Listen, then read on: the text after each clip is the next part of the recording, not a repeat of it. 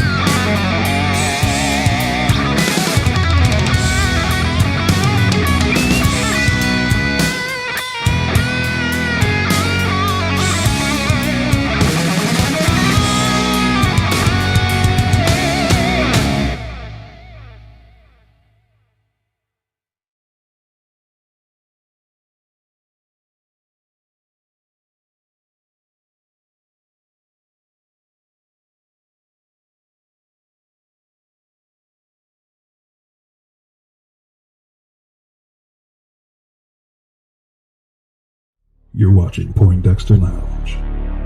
You already know. You're watching Poindexter Lounge for the unity. Why don't you set aside an hour or two? We'll have a few drinks and a cup of coffee I don't drink. You are watching Poindexter Lounge. Hey, you're watching Poindexter. Hi, you're watching Poindexter Lounge. I'm choking on chicken. And now I'll make the point better. This joint's clever. In the lounge with Poindexter. So Poindexter Lounge, you know that we can get it in. And now I'm headed up like I'm Led Zeppelin. Hi, you're watching Poindexter Lounge. Do you like nerd stuff? Yeah? Then you'll love this. You never know what might happen or who might show up at the lounge. I just want to thank you for being here and being my friend. It's always good to have someone you could count on, and I'm glad you're that for me. Poindexter, you're getting all excited.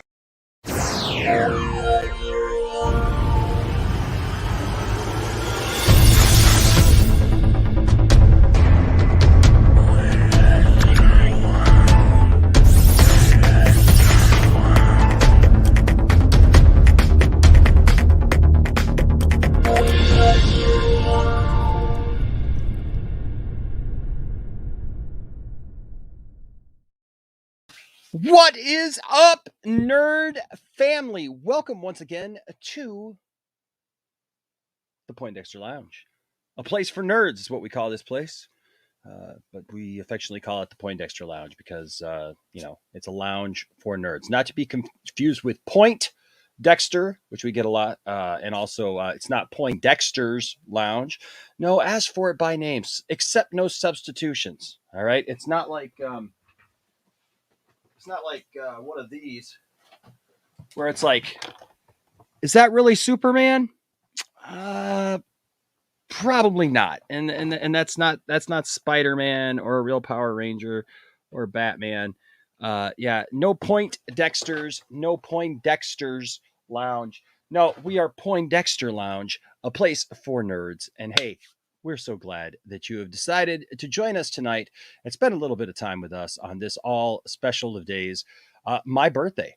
It is after midnight here, so it is officially my birthday. Now, tomorrow we're going to have a birthday stream tomorrow evening, so be looking for the notifications on that. But you know what? It's after midnight. There's stories to be told, and that's what we do around here. We talk nerd stuff with all of you. So, hey, if this is your first time to the lounge, welcome. Welcome. I'm glad that you chose my birthday. That is especially special for me. Especially special. Yeah, I'll go with it. So if you would please go ahead and hit that subscribe button because I think you found the right place. If you like nerd stuff, if you like to talk about nerd stuff, you like nerd culture, you like pop culture, you like things like Star Wars and TV shows, movies, games, sci-fi, fantasy, comic books, superheroes, toys, and so much more, then this is definitely the right place for you. So please hit that subscribe button. Also, if you would, before you leave tonight, if you could give us a thumbs up right now, if you're watching the video, give it a thumbs up and let YouTube know that people are enjoying what we're throwing down here at the lounge. All right. So just grateful for all of you guys. I want to say a special thank you, of course, to all of our patrons. Thank you guys so much for all that you mean to us and all that you do. We're so grateful for all of you. You guys are fantastic. And of course, everyone who gives super chats. And of course, all of our members. Membership is growing by leaps and bounds. My goodness, this week alone, we had a 5-member episode, and then we had 3 the other night, and then 2 more. And so, my goodness, we are well over 50 now, over 50 members. That means you guys got a new emoticon down there. All right. Now, so if you're a member, you can use the emoticons. There's all kinds of fun emoticons. I mean, like, they're tiff-tastic. What can I say? But hey, yes, you know what? Membership is super easy, and so is joining the Patreon. And you know what? If you do that, we'll give this bad boy away tomorrow night. We always try to give something back because we love all of you. And so tomorrow night we'll be giving away this Watchmen comic here, this collection here. There you go, Watchmen. Right there. And somebody's going to win this. Why not you? Let it be you. All right. And so all you got to do is either be a patron, be a member of the channel, or, of course, simply just give a super chat, and you're automatically in the running for our weekly giveaway. So do that. And then after that, we got some cool stuff. We've got a couple of action figures that we're giving away. We're giving away a Thomas Wayne action figure, a McFarlane action figure, courtesy of Benson's. So our good friend Mark at Benson's. Another thing that Mark sent was another comic book collection, The Long Halloween. So that will be something to look forward to as well. And then, of course, don't forget some good friends of ours. Depends upon how you look at it. Like I want to give credit to both of them because actually Nerd Cosa Nostra sent me a Zack Snyder's Justice League Blu-ray, and so I've got one from him. I bought one for the channel, but another one of our good friends, Man of Martin, dropped a $30 super chat the night that I went to the store to buy this and said, hey, it's on him. So somebody is going to win a copy of Zack Snyder's Justice League on Blu-ray here in the next couple of weeks, courtesy of our good friends, of our nerd family. All right. So be looking forward to that for sure. So tonight we got a bunch of topics. We got a bunch of fun stuff to talk about. But before I do that, you know what? I'm going to bring in my buddy Brian.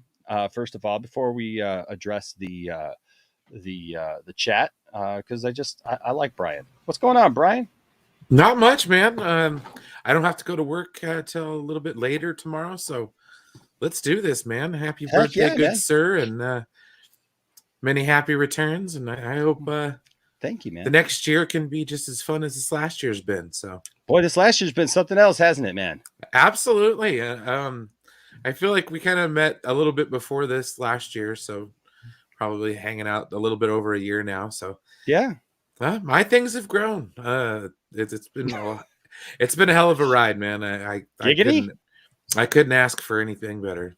Is that a giggity? Your things have grown. Does anybody want to see Brian's thing? Like it's a massive thing, and so I want to see his thing. I can't even see my thing, so don't worry about it. That's neither here nor there. It's somewhere. You just can't find it. That's all right. It's all right. We love you, Brian. We love you, man. No, Brian, it's been great getting to know you this last year, man. And just, going from just kind of being acquaintances who showed up together on Max's streams and stuff. And then you've become a regular staple of the show here at the lounge. And dude, I'm thankful for you and I'm grateful for you. And it's always good to see you. So speaking of people that we like seeing, hey, look at there. The first commenter right out the gate. Cherie, what's up, Cherie? Says happy birthday, Enosh. Oh, it's so good to see you, Cherie. Thank you so much.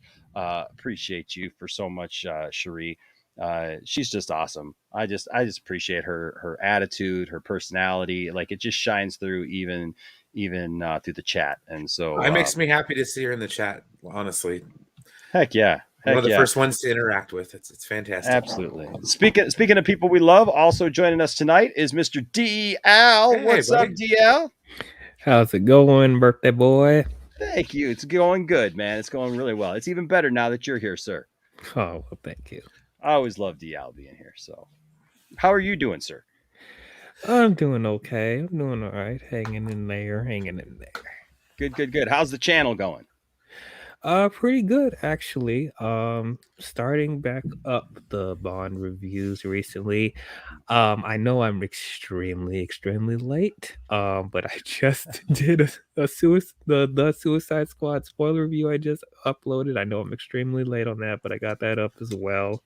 I have other feature projects about to come up soon.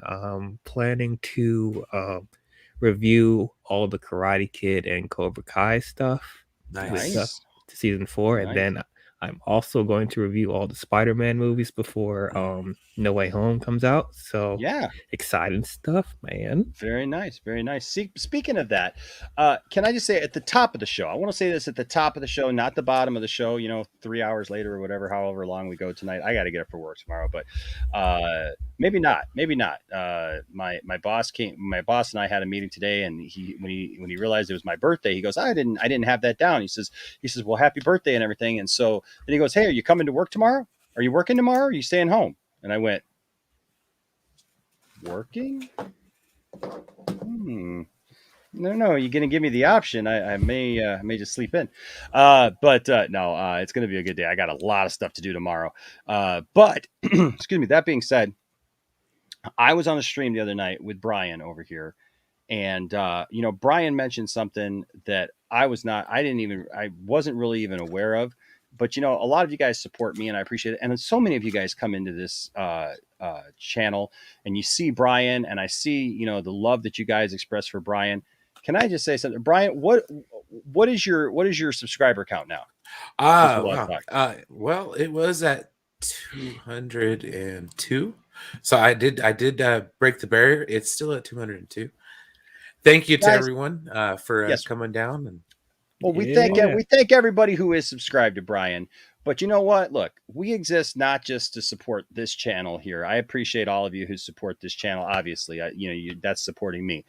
But Brian is such a great guy. I mean, so is DL. I want you to subscribe to both of these guys. Don't get me wrong. I want you to subscribe to both these guys. So take the time out. You can find DL. It's DL Vince, right? or is it just Well, DL? I'm sure when they type it in the search, my stuff will come up as DL Vince, but I did change my channel to I'm DL just to make it a little simpler. Because Look I at go there. by DL a little bit more than DL Vince. So Okay. Yeah, makes sense. Makes sense. And where are you at, DL? Wait, where? I mean, subscriber count. Sorry, subscriber. Oh, count. okay. Yeah. I'm at a mere 355 subscribers. Okay, listen to me, guys. Listen to me. This is hear me from my heart. Okay, this channel exists. I want to help other people. Like it's not like we're some huge channel, but like we're doing pretty well. We got over 11,000 of you, and I'm thankful for each and every one of you. But look, we got Brian over here. Brian is just sitting at just over 200 subscribers. Now they haven't asked me to do this for them at all. But here's the thing. I love Brian so much. And I know that you guys love Brian. So if you have not subscribed to Brian, Master of None, Brian, can you throw up your link and actually for you and DL? I just put DL's in the chat right there. Well, you put yours in the chat, sir. I'm doing the same. All right, man. Guys, if you would just take a second, open another window, go subscribe to these guys. They absolutely deserve it. You guys love them here on the channel. I love them, and I just want to support these guys because they mean the world to me. These guys come in, like all the wonderful people who come in, guys that are on our panels and stuff. Like what I love about our panels is I know a lot of shows do panel discussions and stuff like that, but man, we really do have some special discussions here and some special guests and wonderful people. And so can I just say, please support these guys. Okay. And please support everybody who comes on the channel. I know it means the world to them and it means a lot to me. All right. So please do that. All right. Appreciate you guys, man. Absolutely. Absolutely. So we got Cherie there with the happy birthday and then an elbow cough. And then we got Blake Taylor, one of our newest members. So look, like I said, membership is growing. You guys are fantastic with all the new people joining the membership. But right there, look at there. We got last episode, it was Blake. It was Abhijit, Shakar, and Austin Lean all joined. 187 joined this week. Hans joined this week. You Do Suck. Prakash Swain. So thankful for all of them. And of course, everybody else, man. You guys are so fantastic and you're so good to us. And so welcome. So I just want to say welcome to Blake there for his comment. He says, can't stay, but I thought I'd come in and wish Enosh a happy birthday. Thank you, sir. Hopefully I can come back for tomorrow's stream to talk about certain topics from tonight. Can't wait to see the Orville. We're going to talk about the Orville faux show. Caleb in here says, happy birthday, Enosh. Love you, man. I love you too, man. You Do Suck says, happy 75th. Get out of here. Yeah, what do you like? Get out of here. Get out of here with all that. Jeez. Is it time for the over the hill jokes yet?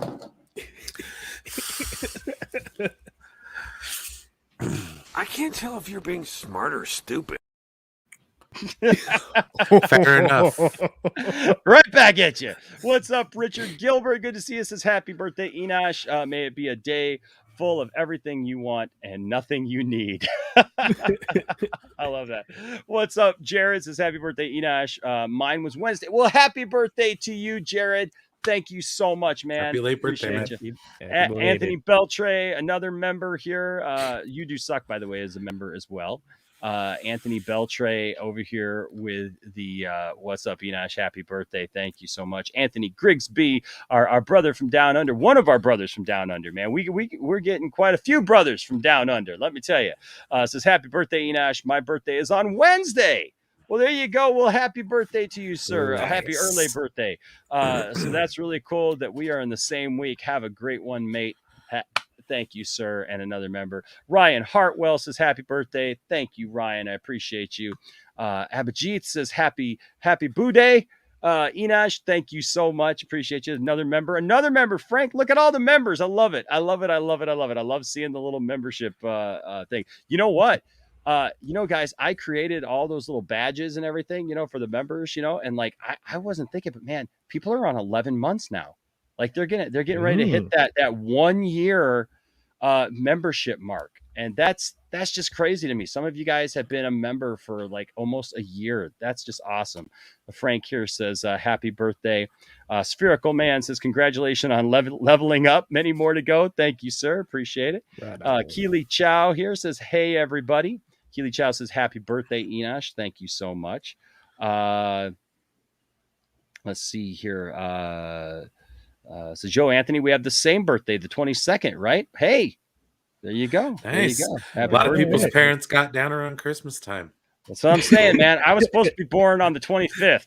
So if that tells you anything that was happening around our house on Christmas. 9 months later, Enosh.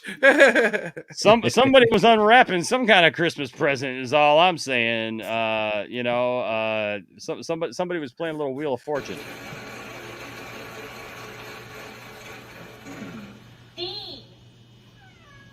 She wants a D, and she's going to get one.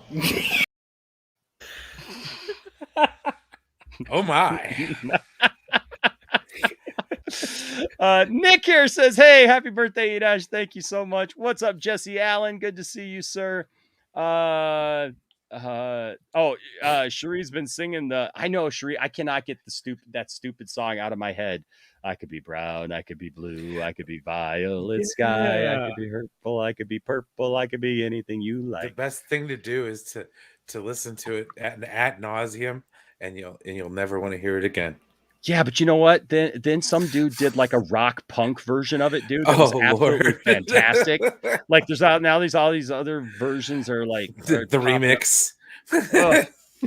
Telling you, man. I literally want to look up that because that was a nice little tune that you did. Wasn't it? Yeah. Heck yeah, it was. What's up, Andrew Casali? Always good to see you, Andrew. I haven't seen you I've been seeing you pop up a little bit lately. So yeah, good to see you, man. Let's see. What's up? Venomous Prime says, what's up, Enosh? Wasn't able to watch live for the past few days because I was busy, but happy birthday and have an awesome day. Thank you so much, buddy. Let's see. Yeah, man. Yeah. Adrian Palicki and Scott Grimes, yes, from the Orville, have been married since 2019. She filed for divorce twice now from him. Oh my. That's I that's think rough. the first time would have been a warning, but sure. Play ball. Hey, third time's a charm, right? I guess so. What's up? Nick says yesterday, September 22nd, was Supergirl's birthday, in fact, as well as Laura Vandervoort's birthday. Yes, it was. Yes, it was. Oh, I've been seeing her on Highlander the series. Okay. Oh yeah, they have a series. She's Laura Vandervoot. She's in that show. Hey. Wow. I was not aware of that. Back then, I think. She's lost she was always thin, but she's lost a lot of weight. I just saw a picture of her with a good friend that I met at our Comic-Con a couple years ago, Keith. He's from Canada. We got a lot of Canadian friends too, man. A lot of Canadian, a lot of Australian friends around here. And actually we got a lot of friends actually from all over the world, which is pretty freaking amazing. I think that's one of my favorite parts, guys, of having this channel is having met so many people all over the world. But I was really surprised, when I saw the picture with him, because she looks a lot different even than when she was on Smallville, especially. Zeno here says, happy birthday, Enosh. Star Wars Visions was pretty weird, wasn't it? Yes, I got through the first 3 episodes, and we'll talk about those tonight. Can't wait to talk about that. We'll talk about them. I haven't seen the other 6, so I got to get into the other 6, but I've seen at least the first 3, and I have opinions. Integrity says, yo, Enosh, check out the new Billy Idol music video. I got to check that out. I love me some Billy Idol, man. That's one of the few songs that I sing at karaoke is White Wedding. Okay. Hey, little sister, what have you done? Enosh, check out the new Billy Idol music video. Oh, and Zach is back, and he will direct Zack Snyder's Justice League starring Ben Affleck. Zack Snyder's Justice League is relaunching the Snyderverse. Couldn't be more obvious. I love your enthusiasm, Integrity, for sure. Let's see here. Thomas Bartholdi, good to see you. Says hello, everyone. Let's see here. Whoops. Oh, my goodness. We got some super chats we got to read, but I want to get through. My goodness, I just love when the chat just jumps and I can't even control it anymore. All right, that means I'm behind. So I need to get it. What's up, Paul Smith? Says, your Nosh, my Nosh, our Nosh, Enosh. Happy birthday, brother. Hope you got spoiled. My wife spoils me so much, man. I tell you what, she bought me a He-Man shirt that she gave me tonight. She gave me that tonight. So that was pretty cool. That was pretty cool. Thank you, Jesse. I appreciate it. No, we don't have any strippers tonight. Shame. Not yet, anyways. Although Tiffany told me I couldn't do the show in my birthday suit. That's what she said. So I said we might, we might get more super chats like that, or maybe less. Maybe everybody would tune out. It could go either way. I really don't know. JP Frazzler I says, think the happy view birthday. count tends Thank to you, go sir. down. The more nudity when we shirts get. come off. There you go. There's Derek. Hey, there's one of our newest members, Derek, and longtime friend, but a new member. Happy birthday, Nash. Thank you. Brian's using the shocker and a super punch everywhere. I love it. I love seeing the emoticons being used. That's awesome. You do suck there. Yes. Ryan Watchman. Wow, I must be really behind, huh? Hey, thank you, Andrew, for the happy birthday wish. Let's see.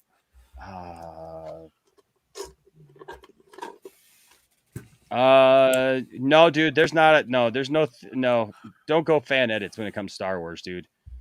Stick with Star Wars. I mean, unless you can watch the original trilogy, the theatrical versions that are available, to download or whatever. Yeah, dude, you want to stick with the movies. What's up, Chuck? Good to see you, Chuck. It says the 3 Jokers action figures are on pre-sale at Amazon. Ooh. Well, we may have to turn it over to somebody here in just a minute. Then I did not know that they were up already. Thank you so much, Chuck. Appreciate you, man. We'll be bookmarking that. Heck yeah. Let's see here. Gavin Cooley in the chat tonight says happy birthday. Thank you, sir. Appreciate you. Let's see. I know there's a couple more. What's up, Jed? Says happy birthday, Enosh. Thank you, Jed. Appreciate you, man. What's up, Angie? Good to see you, Angie. Angie's another one I always love to see. Angie is in the house. Says happy birthday, Enosh. Thank you so much.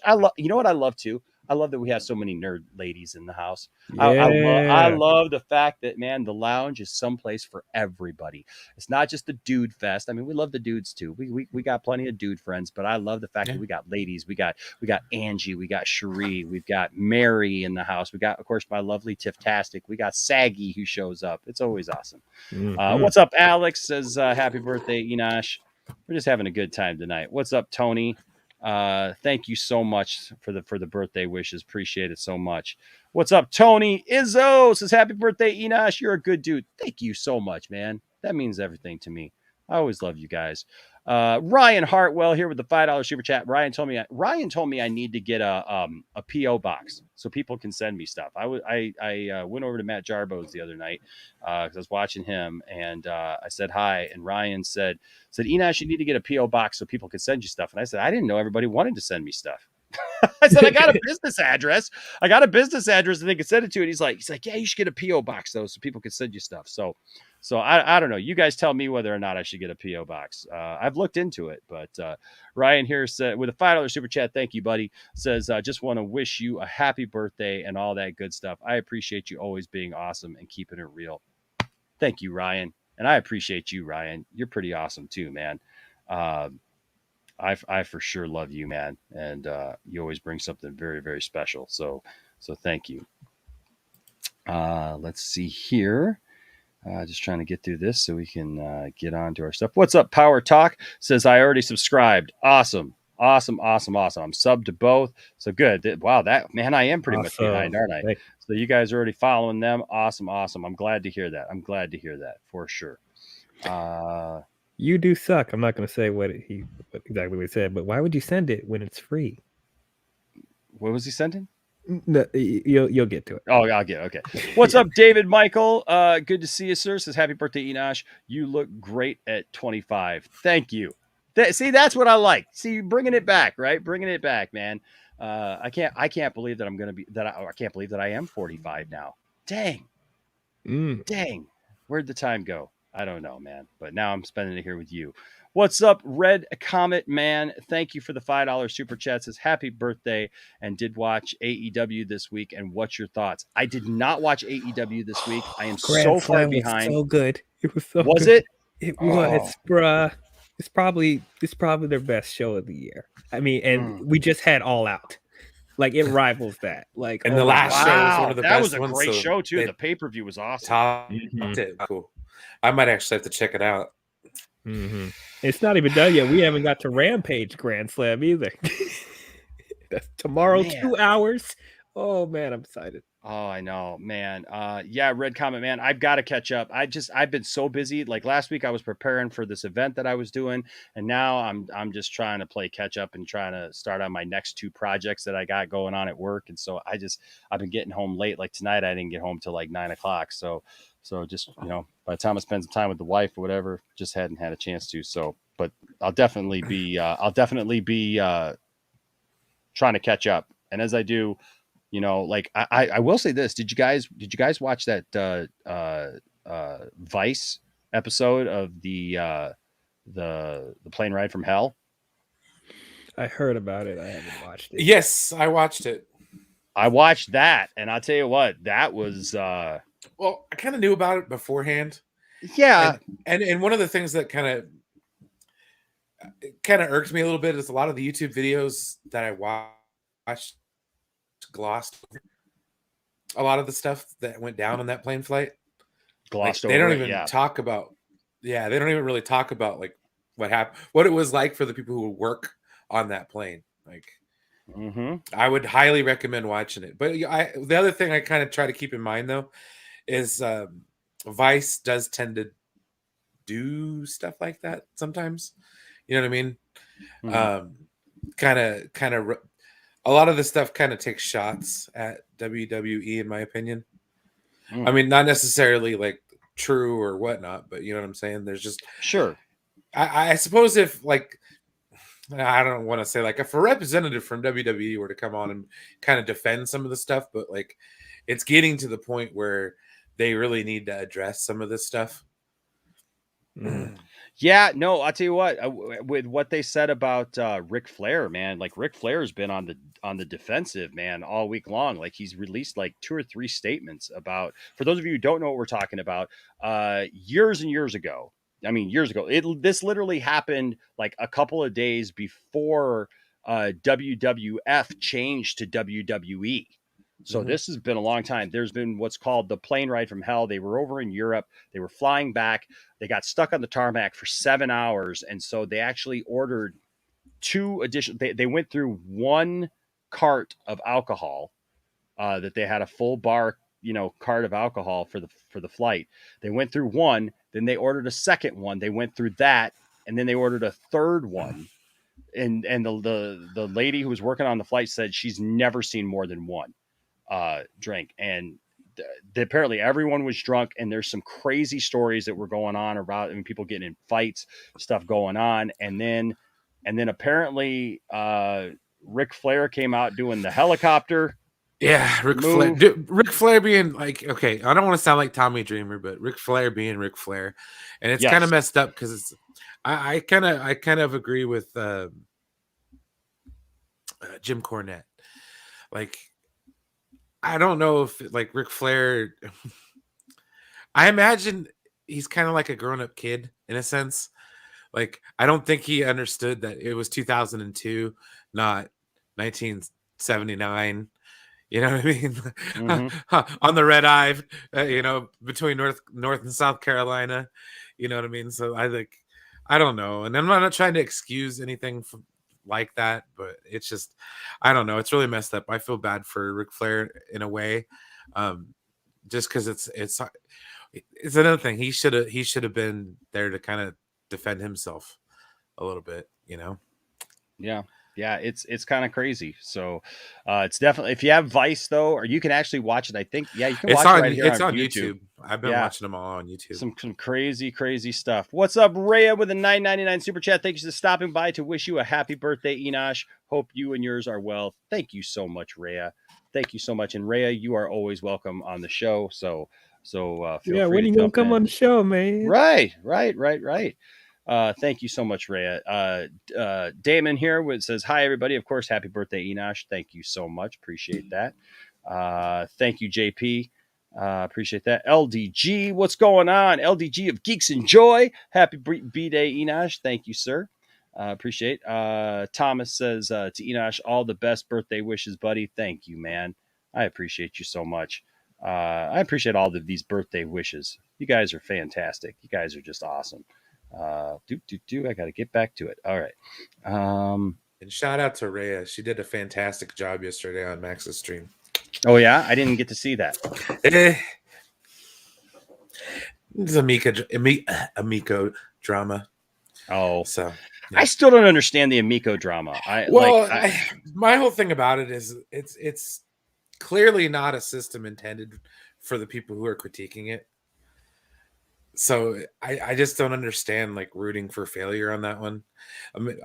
I mean I understand like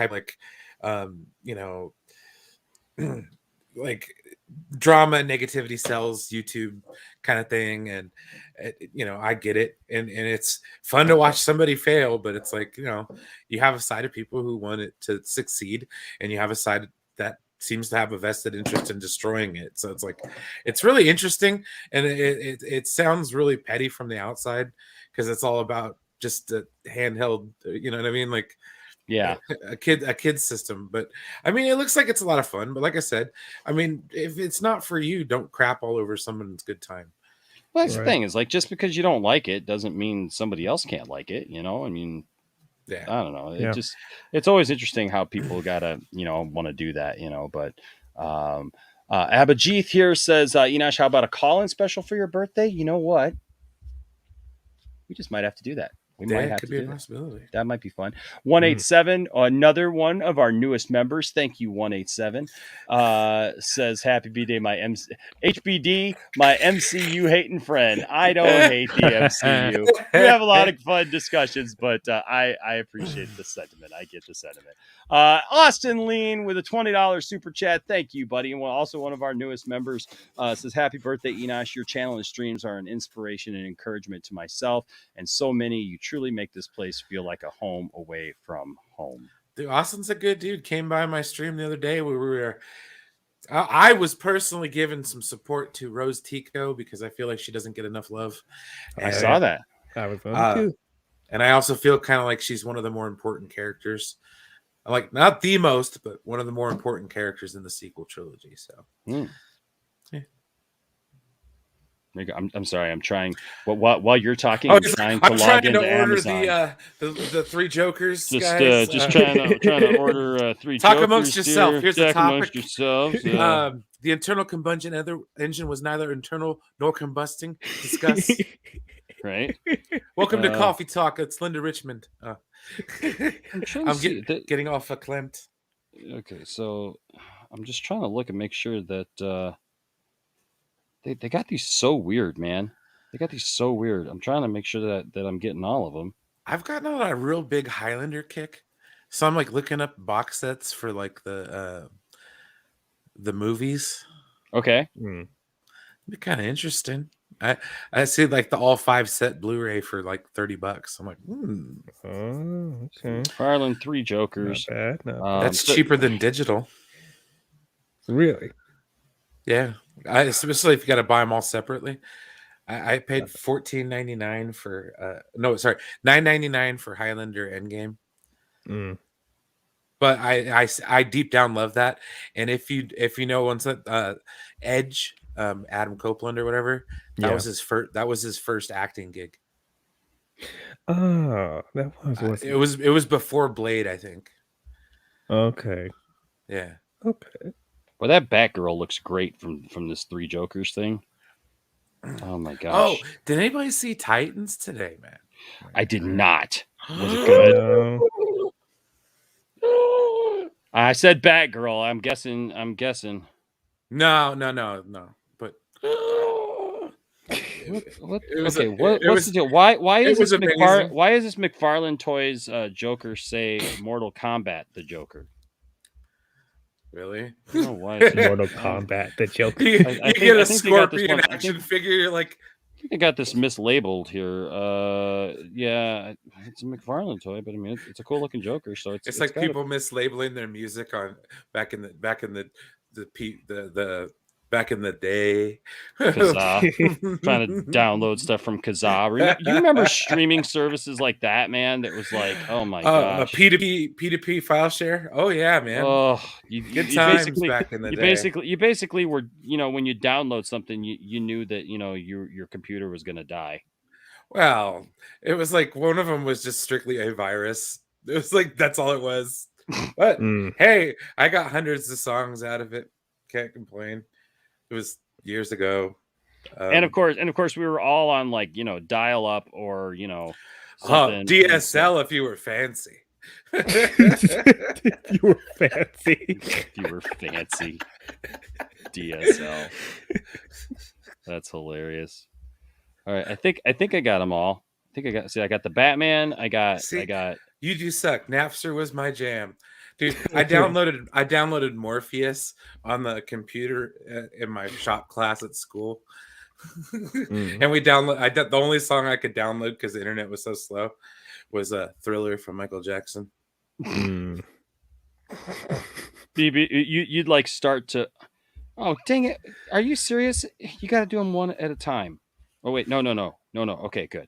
I was going to say you got to buy all three Jokers separately. Okay, what so kind of no. You know what's stupid about that is they only released 2 Jokers. They only put out 2 of the 3 Jokers. So like, who knows what the other one's going to be, right?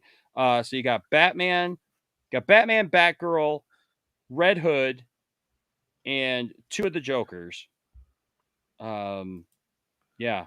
All right. Cool. I think I got all of it. I think I got everything I need. All right. So now I'm going to go ahead and we're doing it live. All right. There we go. We're going to proceed. I can't wait till we get to the segment on Happy birthday Star Wars What Ifs. Oh, never mind. I feel Star a fight. Wars Visions. I feel a fight coming out tonight. I can't wait. Order is placed. Yay! Thank you guys. Success. Thank you. I love you all. Thank you for always making me aware, you guys, of toys and stuff that like I knew it was coming out this week, but I didn't see that it was live already. So real quick, back to the action. Jenner Custom Toys with Tree Fitty for the Loch Ness Monster. Thank you, sir. Appreciate that. Happy birthday. Thank you, Bruce. Man, you're an awesome dude. That dude Vince up here says happy birthday, Enosh. Derek, that's cool, man. Yeah, I'm glad that he's coming out with some cool stuff. And this is one Batman set that I won't complain about. Like, there's a lot of Batman stuff, but I won't complain about that. Why? That's what I say. Why would you send it when it's free? I don't understand why anybody would pay for it. You could send a link on Twitter. I feel like that's something. I feel like that's something that if you paid for, like, you'd feel bad about it afterwards because you can get it for free, and it really like I don't know. There's like so much of it nowadays that like I don't know. Like I would feel kind of embarrassed to pay for it. I think gone are the days of having the stash, right? I mean, like, it's just like the stash, yeah. Like I grew up, man. Every kid had a friend whose dad had a bunch of Playboys, or might have been a shoebox, right somewhere under somebody's bed or something like that, or like I think I've told the story a couple of times of how a friend of mine owed me like $10. We went to an amusement park and he didn't have money, and so I let him some money, and then like he wasn't paying me back, and so he showed up at my house one day, and we were like 12, 13 years old. He showed up at my house, honest to God, with the game, the NES cartridge for Lunar Pool. Do you ever play Lunar Pool? Basically, no. it was like a pool table, but on the moon, so you could set the different gravitational pull, like for like 0, which everything would just go until it all went in the, in a pocket somewhere, or like you could set it like super high, the gravitational pull. It was pretty fun, but it was Lunar Pool, and he had a Playboy that had Vanna White in it. And he had it in a bag, and he handed me, and he goes, "Here, I don't have any money, but this is for you to pay you back." And like, I remember I was like, "What the heck is this?" And like, all of a sudden I was like, Like, I'm standing on my front porch at 12 years old, like with a Playboy. Like, that's not a good look. If grandma's like, especially like, just downstairs, I'm like, how do I even walk in the house with this, man? And I was like, I took it downstairs and I hid it. And then like, I didn't know what to, not that I didn't know what to do with it, but you know what I mean? Like, I didn't know, like, where am I supposed to put this thing? You know what I mean? Like, where am I supposed to hide this thing? And I really didn't want it because I really wasn't into Vanna White anyways. And I was 12, but I was just like, I finally showed it to my grandma. I was like, hey, my buddy came and gave this to me. Like, what are we going to do with this? Of course, my grandma like disposed of it, but yeah, I know that's a really boring story. But... When I was 18, I bought the one with Christy Swanson in it. You're like, I'm 18. I'm 18. I could buy a Playboy. It was like, okay, if anybody's heard the song 18 from Alice Cooper, that's kind of how I felt like when I was walking in there. I was like, because I'm 18 and I like it. Oh, yeah, it was great. Oh, dude. my That's Lord. hilarious. So much fun. That's hilarious. So much fun. What's up, the Gold Man? So I've seen 3 episodes of Visions, and we're getting ready to talk about it. And I will tell you for sure. Let's see. The Gold Man says, happy birthday. William says, happy birthday. There should be nothing but Golden Girls and Matlock drops. You only turned 60 once. Says the old man who's older than me. You want to watch reruns of Night Court? We can watch reruns of Night Court and play shuffleboard. Thank you, Chuck. Appreciate it. They have bocce ball. So Daniel Scott says, I was subscribed to you, then I got unsubscribed for some reason. Dude, it's been happening. It's been happening, man. So guys, if YouTube unsubscribes you, please make sure that you're subscribed and check in, regularly. Tell them you will not stand for this. Tell them it's like back in the day that like you want your MTV, you want your Poindexter Lounge, and they're not going to take it away from you out of your. And if you could do that in the tune of the Dire Straits song, "Money for Nothing," like extra points for that. Exactly, Thomas, you're right. Who doesn't love Golden Girls? Thank you for being a friend. I called it a boomer show though. Like that was like what my parents watched when I was a kid. It's like, oh man, Matlock. But see, the Matlock was like the Silent Generations show. That was like what the boomers' parents watched. Yeah. So that was my grandparents' kids. William here says Vice plane from Plane Ride from Hell, aka Cancel Plane. Yeah, with all the stuff because like especially with what Ric Flair got accused of. Tommy Dreamer should have just shut up though, man. Like for those of you who don't know, Tommy Dreamer basically came across like he was defending the fact that Ric Flair allegedly cornered a stewardess, right? Is that what we call them now? Like, what do we call them now? There's stewards and stewardess. Is that what we call them? Or what do we call them? Flight attendant? Flight attendant. Female flight attendant. Okay. He apparently cornered allegedly cornered a flight attendant and forced himself on her basically. Well, the story's kind of weird because everybody was egging him on to put on his robe without anything else on. And apparently he had her touch him. He denies it. She says it happened. Other people deny it. Who knows? I don't know. I wasn't there, so I can't tell you. I've met Ric Flair. Tiffany actually kind of joked, said, he was a little handsy with me too. It's like, I feel bad for Terry Runnels, honestly. Like, oh my gosh, yeah. She's for those of you who don't know, she was in the WWF back then with the character Goldust. Goldust with her husband. Yeah, and she talked about how like when things would come up, like they basically just told her to just let it go. They told her don't sell it, which means just act like it's not happening. Yeah, don't show the emotion. Don't let them know they won. Mm-hmm. Well, and the thing with Brock Lesnar though, that's pretty like that's pretty bad. Like that's the thing. It's like. You got some explaining to do, WWE here. Like, you can't just let this lie, man.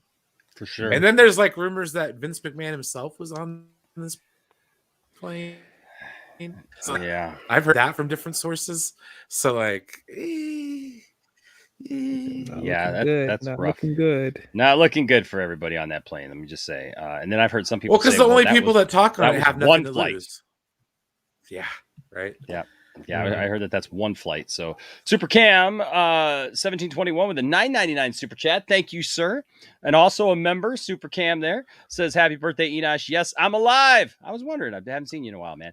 Says, I've been busy these few months, especially when the Hurricane Ida, with the Hurricane Ida fallout. Enosh, don't ever change. Hashtag make Man of Steel 2. Heck yeah. Hashtag restore the Snyderverse. Dude, I'm right there with you, man. That's awesome. That's awesome. And then yes, Betty White in anything really. I love that woman. She's a fine woman, and yes, she is queen. Heck yeah, she is. Yes. All right. Let's see. Yep, drinking alcohol and stuck on a plane, never good. No. Not a good look. Let me just say, just especially if you're Scott Hall. Oh my gosh. Hey yo. That's why he got fired. Yeah, not good for old Scott there, was it? Hey yo. Can we go on for like 5 more minutes of that? It could, but he didn't come off looking like a saint on that plane ride either. So yeah, well, it's kind of like this. Showtime! Woo! Woo!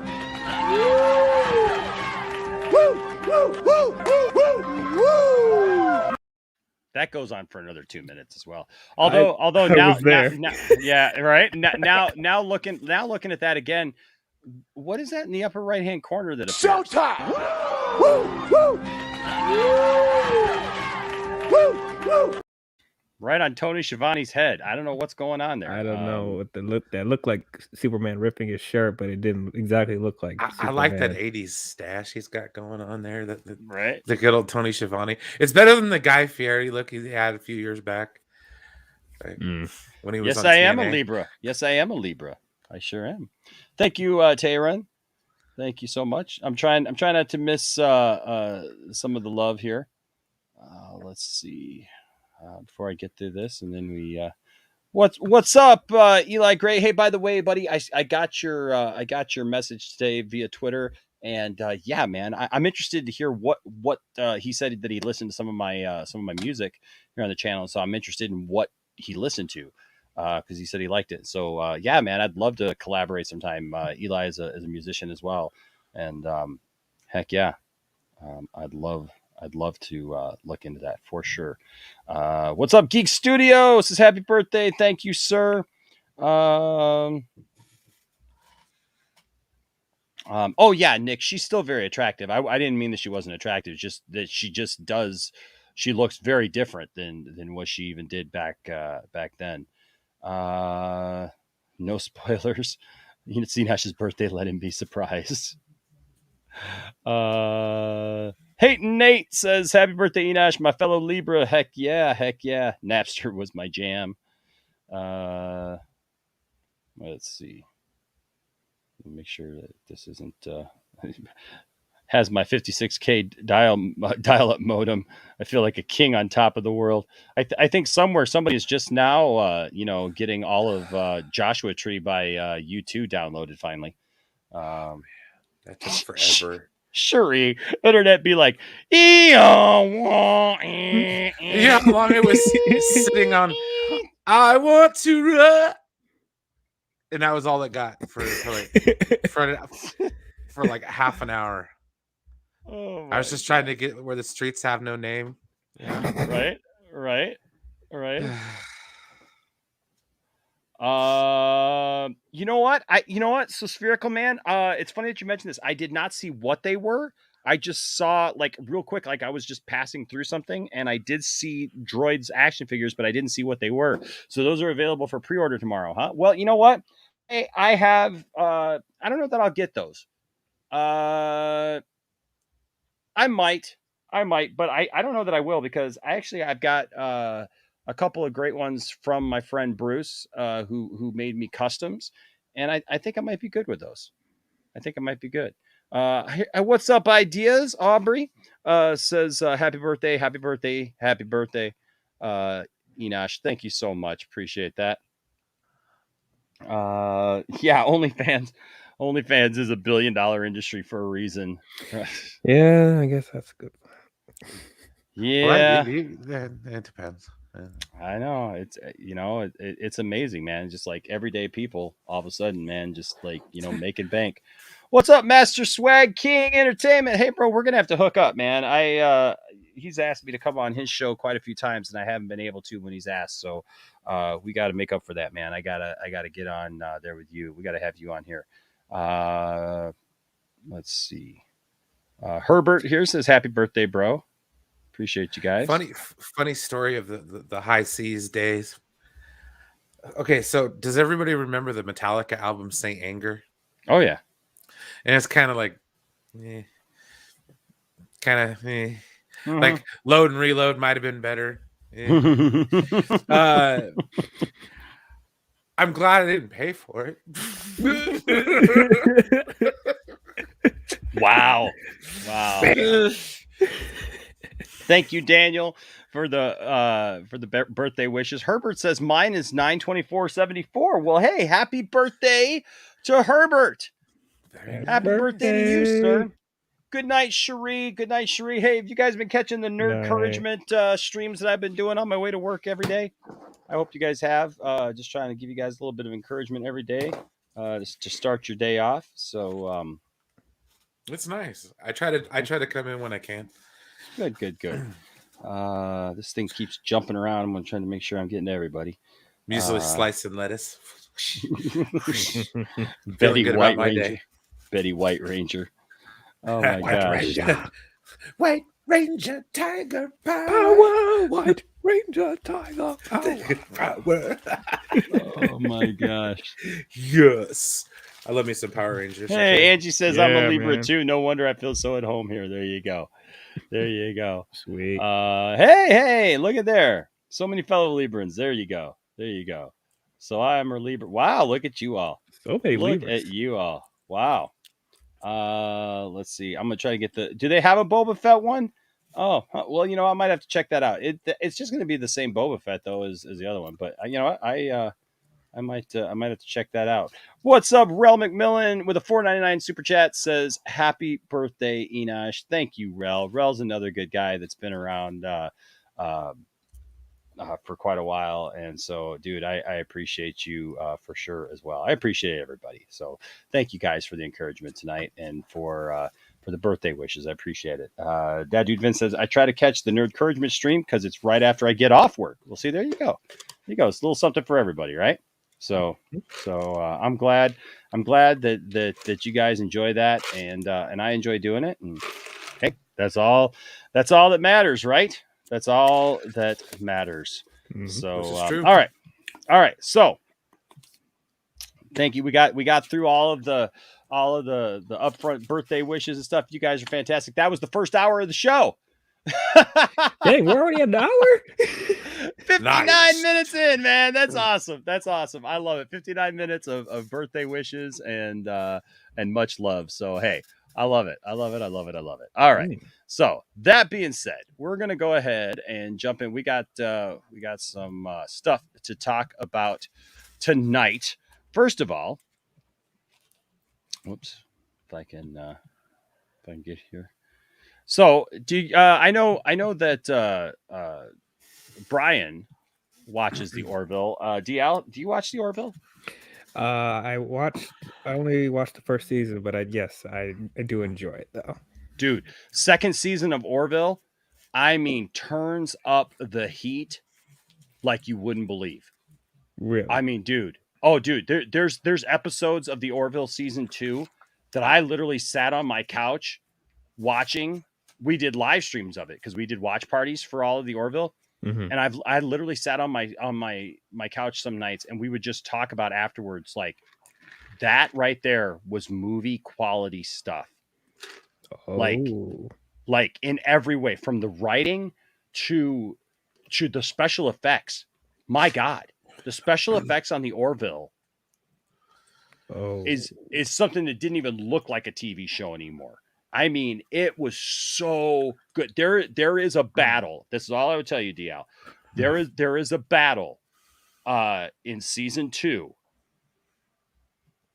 that rivals pretty much any space battle that you've ever seen. No, that's high praise. Yeah, dude. Like I sat there just like I was like, we kept saying the same thing. Like, this is freaking TV. This is unbelievable. How is this TV? I gotta find it. I gotta watch Dude, it. So good.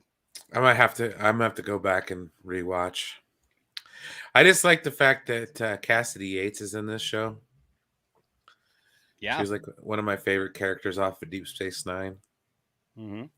Oh. Well, a lot of people have and said if they that ever do a reunion, oh my god! I mean, a lot of people have said that the Orville is more Star Trek than a lot of the Star Trek stuff. Yeah. Okay. Okay. So this is why I don't even know anymore. I'll just be quiet. It's like I was ready for him to go off. Let's go. Well, no, this is kind of why I don't like the Orville, because it's always gonna be compared to it. Like I watched probably about the first half of the first season, and I kind of agree with the dudes on Red Letter Media. Half of the stuff I saw in that first half, I already saw in a Star Trek: The Next Generation episode. So it's like, I mean, I get it. I understand. Like, there's got to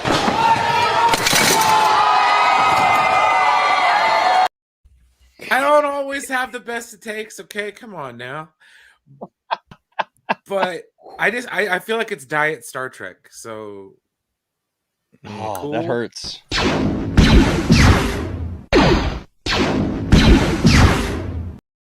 But see, I'm not opposed to giving it a shot, though, because one, it's on Netflix. See, at the time, I hate commercials. I did then and I do now. And so, yeah. Wait, the Orville's on Netflix? Well, no, now it's on Hulu. Oh shit! Well, never mind. Darn it! I don't have Hulu. I don't have Hulu either. I'm not paying for that extra subscription. Sorry, Orville. Maybe next time. But no, I watched Lower Deck, so it's like it's not something I wouldn't be opposed to trying out. So yeah, look, you know, the Orville feels very much like Next Generation, but you know what? I'll be honest with you. I just feel like it is fresh. You know what I like about the Orville? Here's what I like about the Orville. I feel like no matter what side of the aisle politically you're on, you can enjoy the Orville. Because the Orville like actually tackled a lot of political things, even. Well, right? And it's Hugbox TNG for all the old school ones that like that part of TNG. Yeah, well, but here's the thing: it tackled a bunch of stuff that what I like is it didn't tell you how you're supposed to think. It presented both sides of an argument. And it lets the viewer decide how they feel about something instead of telling them, because a lot of shows are preachy. Yeah, a lot of shows are preachy. And what I liked about it is like it tackled the hard concepts, and then it leaves it like it doesn't say, well, this side is bad or that side's bad. It basically is like, here you go. Mm-hmm. You decide as the viewer because you're smart. Our viewers that's are kind smart. of that's kind of how like TNG used to be, where they would give you the moral dilemma and you could kind of you would basically make the same decision as Captain Picard at the end of the day, but it gave you the opportunity to get there with him. Mm-hmm. Yeah. Oh, hey, Eli says he checked out This Is My Story, This Is My Song. That was a show that I did, man, long time ago here on the channel. Like before this was like a channel. That was just like my screen name back then, long before it's Poindexter Lounge. You'll Be There. Oh, I love that song. And then Wherever You Are. Oh, wow. See, Wherever You Are was like such a I actually dig that song. That song, Eli, was a song that I really dig. That was one of the first things I ever recorded on a 4-track tape recorder. So that's what that's from. You know what you should check out is the stuff that I do now with my band Waking Vegas, and you can type in Poindexter Lounge Waking Vegas, and you'll find we got like 5 or 6 music videos up, and we actually have a whole live concert that we did in my living room during the pandemic. acoustic show that we did here, and then we got some other stuff like some live shows and stuff that we did. So check that out. I'd be interested in hearing what you think of that. Yeah, man, the wherever you are thing, it's a bit sloppy. It's that was, like I said, man, I was like 19 years old when I recorded that. That was like 26 years ago. Good God. Where's my lifeguard? Okay, I will agree with like the Galaxy Quest kind of comparison. Glad you enjoyed it though, Eli. Because I love Galaxy Quest. Oh, Galaxy Quest is great. Like that's like one of my favorite movies. I love the humor in the Orville too, because I think it's just funny that like 1 minute you can go like from like this serious moment to all of a sudden they're like, hey, what's the corner that we pee in? Like, I think that's pretty funny. That was an ensign on Star Trek Enterprise. Oh, good. You heard the Wake in Vegas stuff too. Good. Cool. There we go. Cool. He says, I got a studio. Let's roll. Let's do it, man. That'd be fun. By Grabthar's hammer, what a savings. Oh my gosh. I love that movie. It's like one of those movies I can quote all day long. Mm-hmm. Rainn Wilson's in that movie. Like he's one of the oh god dang it. I forgot the name of the aliens, but he's like one of the yeah, he's one of those. And then like, oh man, it's such a great one. So a couple things. First of all, thank you, TW. Appreciate the birthday love, man. We miss you, man. You gotta get back in here. But Daniel, I would say this. I don't think. Look, I understand why people would call it a spoof of Star Trek, but to me, it's not a spoof of Star Trek. It's not a spoof. It's very similar. It's almost an homage to Star Trek. But look, if there's one thing about Seth MacFarlane, people seem to either love or hate Seth MacFarlane. I love Family Guy. Like that. A lot of people hate Family Guy. I mean, I don't like Family Guy. I know DL doesn't like Family Guy. I think what it was with this show is I watched like the first few episodes when they came out, and then they were DVR'd after that, a couple of them. But then I always end up work nights, so it never lined up. It was the same thing with Star Wars Rebels, because I wanted to try to watch that show, and I believe they were kind of running similar time. Third and fourth season of that show, which fantastic if you haven't watched them. Mm-hmm. Star Wars Rebels is some of the best. Oh heck yeah! Like I love it, but heck yeah. But yeah, the Thermians. God damn it! Oh my gosh, right? TW, you good? You're good, bro. You're good. I just look at this show. I look at the Orville as something that I just think it's a fresh take on some of the Star Trek. Here's the other thing that I like about this over Star Trek actually, is the idea that like in Star Trek, they don't have any interpersonal issues, right? They're not really allowed to because Gene Roddenberry didn't want them to. Like every once in a while they would stretch Next Generation. Yeah, they would stretch it, but even on Next Generation, dude, like they would there were a lot of times where like they wouldn't really dig into it, but they did it on Deep Space Nine and Voyager. So like after Gene Roddenberry wasn't so involved in the situation, the writers found a way to work around some of it, as well as Rick Berman loosening some of the straps, especially with regards to Deep Space Nine because of how they set it up. Deep Space Nine that's the thing. The one thing that really gets me, and everybody's like, "Oh, Star Trek is so positive and optimistic." It's like, did you watch Deep Space Nine at all? Like the last few seasons of that, like really gives a look at humanity. It gives you a look through the Ferengi because of the greed. Mm-hmm. And it shows what how humans react when their backs are against the wall. And that's something that they don't show in a lot of Star Trek because Star Trek has evolved above that. In the words of Picard in First Contact. Well, and that's one of the things that I did like about the Orville is that yes, it paints this picture where like in the future, like we have solved a lot of things because you would hope that a few hundred years in the future, like we've gotten through something, but also I mean there is human nature too, right? And so like the idea that like we're all just so perfect all of a sudden, and I love Star Trek. Don't get me wrong, like I absolutely love Star Trek, man. I showed you guys, I got my new Enterprise. It just shows how fine that line is, though, between like a utopia and being at war. to where a war, brings out the basis of human Yeah. emotion. Heck yeah.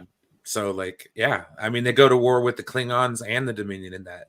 So it's just it's really interesting, the study of humanity in that show, and that's why I like Deep Space Nine so much. Yeah, but Bradley here says, happy birthday, Enosh. Just want to say thank you for everything, man. You're absolutely amazing, and I have so much love for you. Virtual hug, thank you so much. Says, I love this nerd family. Things wouldn't be the same without it. Thank you, Bradley. Appreciate you, man, for sure. Eli says, Next Generation covered literally every social issue. Surprised the FNT crew doesn't hate that See, show. that's one thing I never really quite understood either. Like, Doomcock, how could you hate the new Star Trek so bad but love the old stuff? It's like, right? It's weird.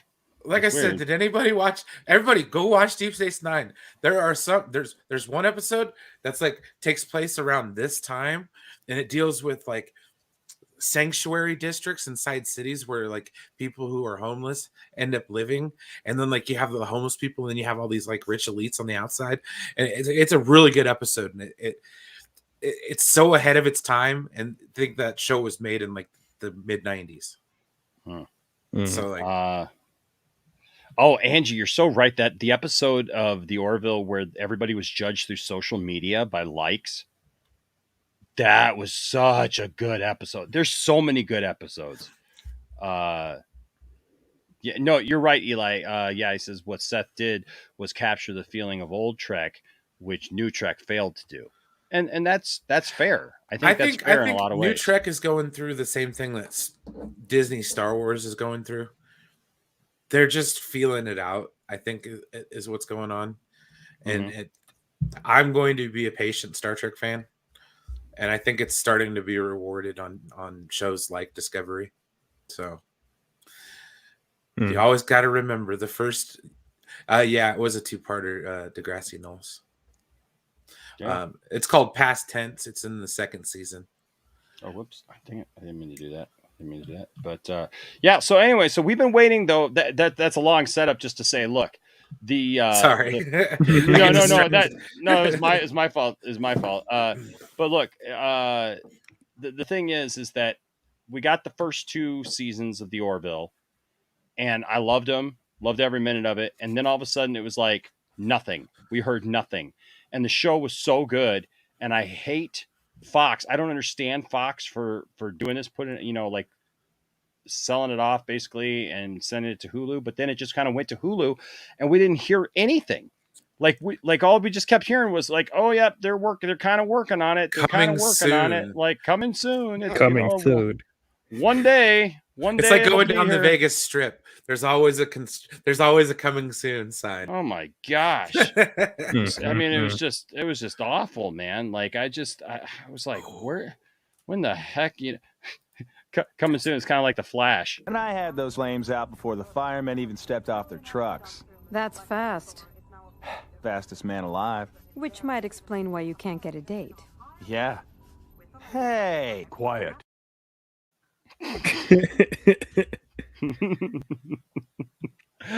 But that being said, so we finally got some good news for those of us who are fans of the Orville. Fans of the Orville can breathe a little easier as Hulu finally revealed the premiere date for the series' long-awaited 3rd season. With a cheeky teaser that brings viewers back on deck, Hulu shared that the Seth MacFarlane dramedy, now dubbed The Orville New Horizons, will debut March 10th, 2022. Though the clip only features the bridge of the USS Orville, audio plays back some of the series' most important and memorable moments, jogging viewers' memory for the show's return. Created and written by Seth MacFarlane, the hour-long sci-fi adventure series is set 400 years in the future and follows the USS Orville, a mid-level exploratory spaceship. That's another thing that I liked about it. It wasn't necessarily the flagship of, they didn't call it the Federation. What did they call it? And it was their version of the Federation. It was like literally this small little ship, and like, MacFarlane's character is not like the greatest captain or whatever. But I'll tell you what, the end of season 2, ho ho ho, He definitely does some things like they become very, very important. But anyways, mid-level exploratory spaceship. Its crew, both human and alien, face the wonders and dangers of outer space while also dealing with the problems of everyday life. McFarlane plays Captain Ed Mercer and directed some episodes. The Orville moved to Fox from Hulu in 2019, or moved from Fox to Hulu in 2019, but was hit by the COVID-19 pandemic, which disrupted production. That said, the Orville will return to screens for the first time in more than 3 years. Man, it does feel like somebody said in the chat that it feels like a reboot. It's been gone so long. And man, the Orville is produced by 20th Century Television and Fuzzy Door Productions. McFarlane executive produces with Brannon Braga, David A. Goodman, Jason Clark, and John Kasser. Watch the premiere date announcement above. So we're not gonna hit play on that because we'll probably get hit for. We gonna get in trouble. Yeah, but hey, March 10th, guys. March 10th. It's back, baby. It's back. Right. And, Right and on. I know that for one, I can't wait. If they drop it all at once, I'll get the free trial. Boom. Done. There you go. That's right, Angie. It was the Planetary Union or something like that. Yeah. It was a union. So yeah, sounds like the United Federation of Planets. It works. Yeah, I'm working on a show myself, Brian. It's called Star Battles. Star Battles. Yes, we use something called the momentum. It's a kind of an energy force field that works in everything and everyone. Yes, it's gonna star a female named Ray, but spelled REI. Wow. Just make up stuff now. I smell billions. Billions! No, Yes, honestly, see? I will get around to watching the Orville. I'm not throwing shade at it, guys. Trust me. DL's in. I'm DL's just in. trying to be funny. Yeah. DL, I have a place for you in it, sir. For humor's sake. Oh, will I be the black lead that's led on to become we'll make it out that maybe you're sensitive to what about what did space I call it? skirmishes? What did I call it? What did I call it? The momentum or something? I can't even remember what I just Momentum, called yes. whatever I just called it. I don't know. Patent pending. Whatever it was, we'll make it seem like you're going to be that, and then we'll change it. And if we can't get DL, if you have any scheduling issues, we're hiring Idris Elba. So I'm not mad at that. Okay. There you go.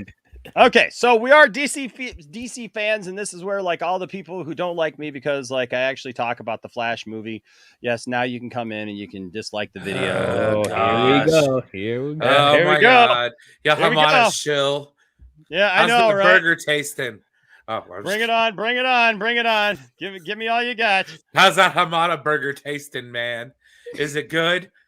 Was it worth it? You trade. It's not as good as this though. I haven't even had time to rinse off that gunk the Joker's girl squirted on me. Get this man to a hospital now!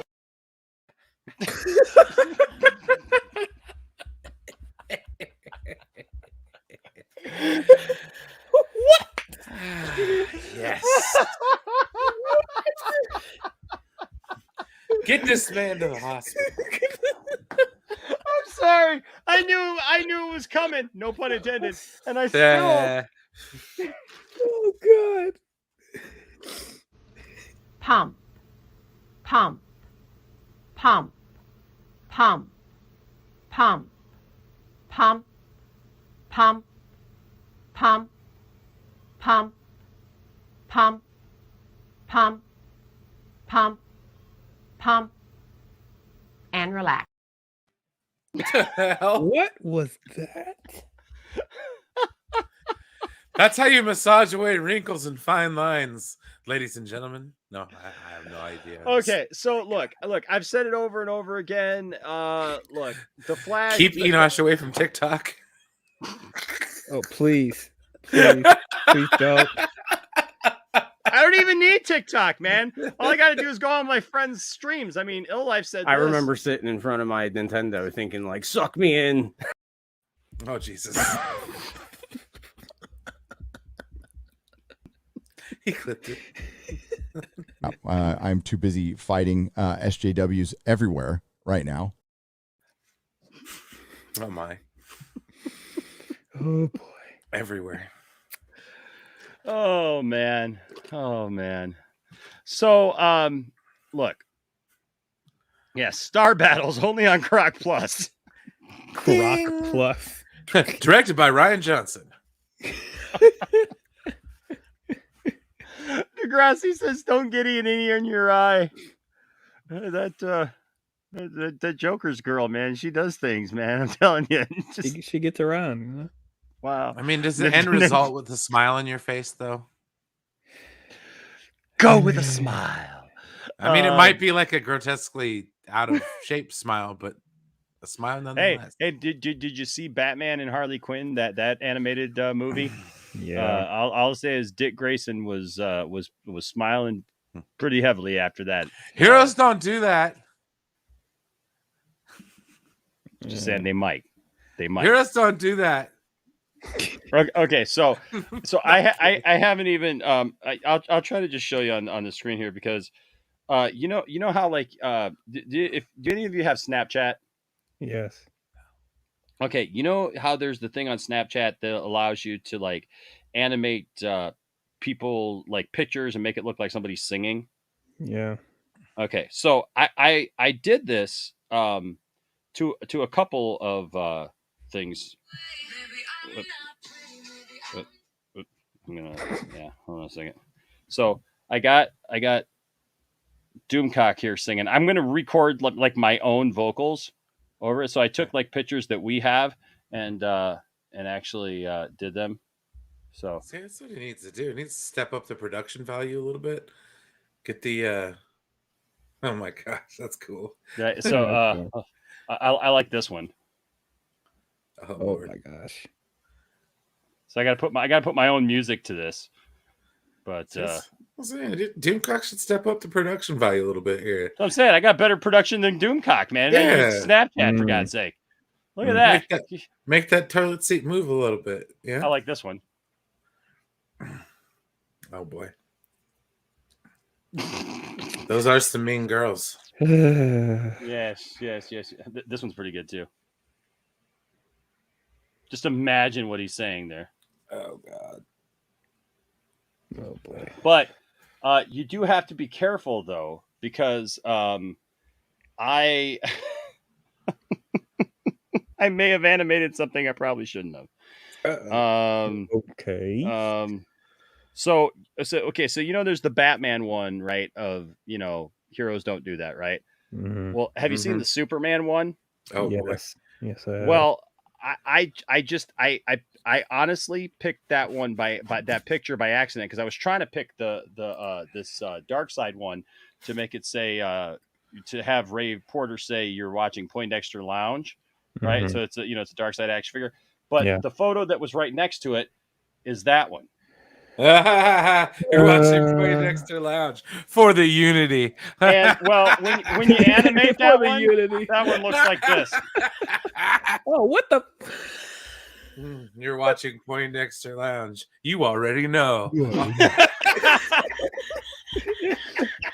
Just saying, it didn't animate Lois talking there. It kind of animated an animated Superman, but his mouth is behind it. So thank you for watching Worlds of Tomorrow.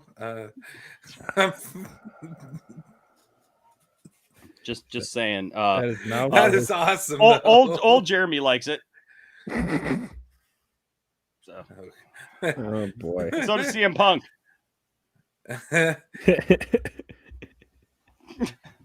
All right.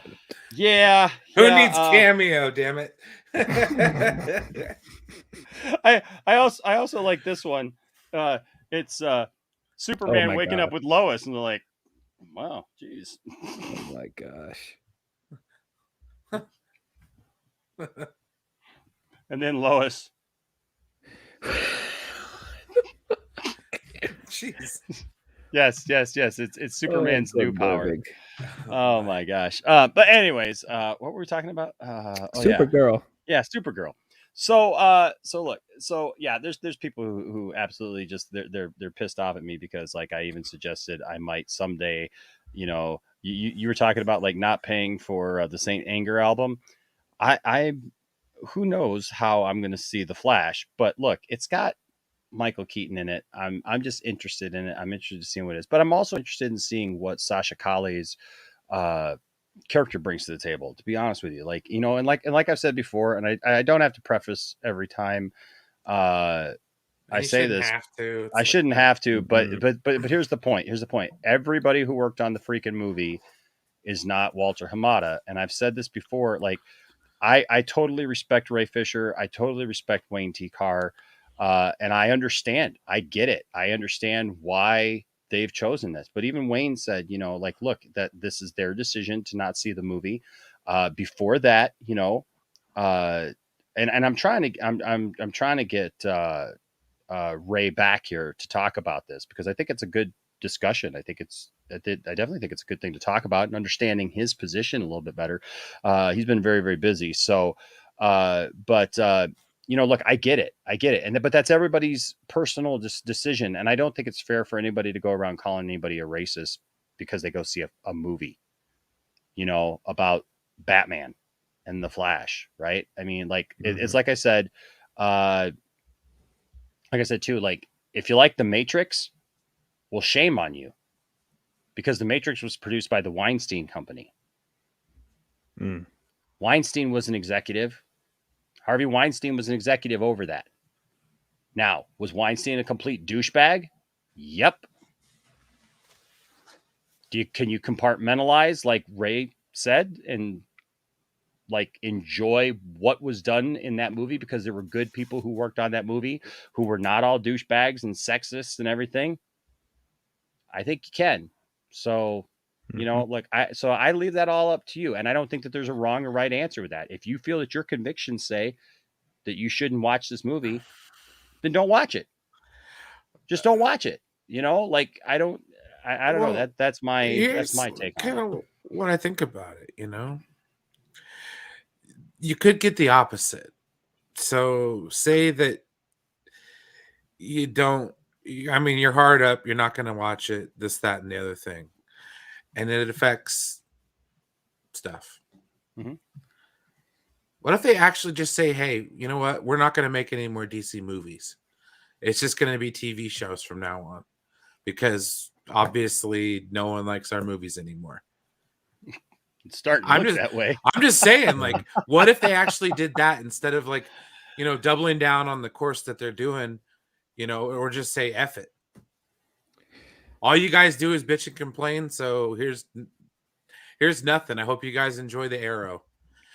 Oh God. So yeah, that I would be devastated.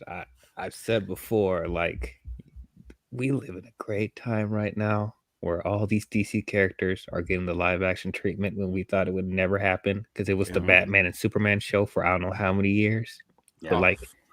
But yeah, just like I'm just really happy. I mean, regardless of how I feel about stuff behind the scenes or, how they're promoting stuff or what continuity goes with what, like I'm just really appreciative we're getting a Flash movie finally, and I want to see it. I want to see how it's done. And it's the same thing goes with the other DC movies like Black Adam and even Matt Reeves' Batman. Even though I want more Ben Affleck, I'm interested to see what Matt Reeves and Rob Pattinson does with that movie. So it's like, I mean, as you said, Enosh, like if people's, morals when it comes to Ray Fisher, if it just affects them that much, then yeah, they don't have to see it. But then again, what Brian said, if you get enough people to be like boycotting these movies, how's that going to affect the future of DC? They gotta put that in consideration. Well, we'll see. But for now, it's looking like so it's getting reported that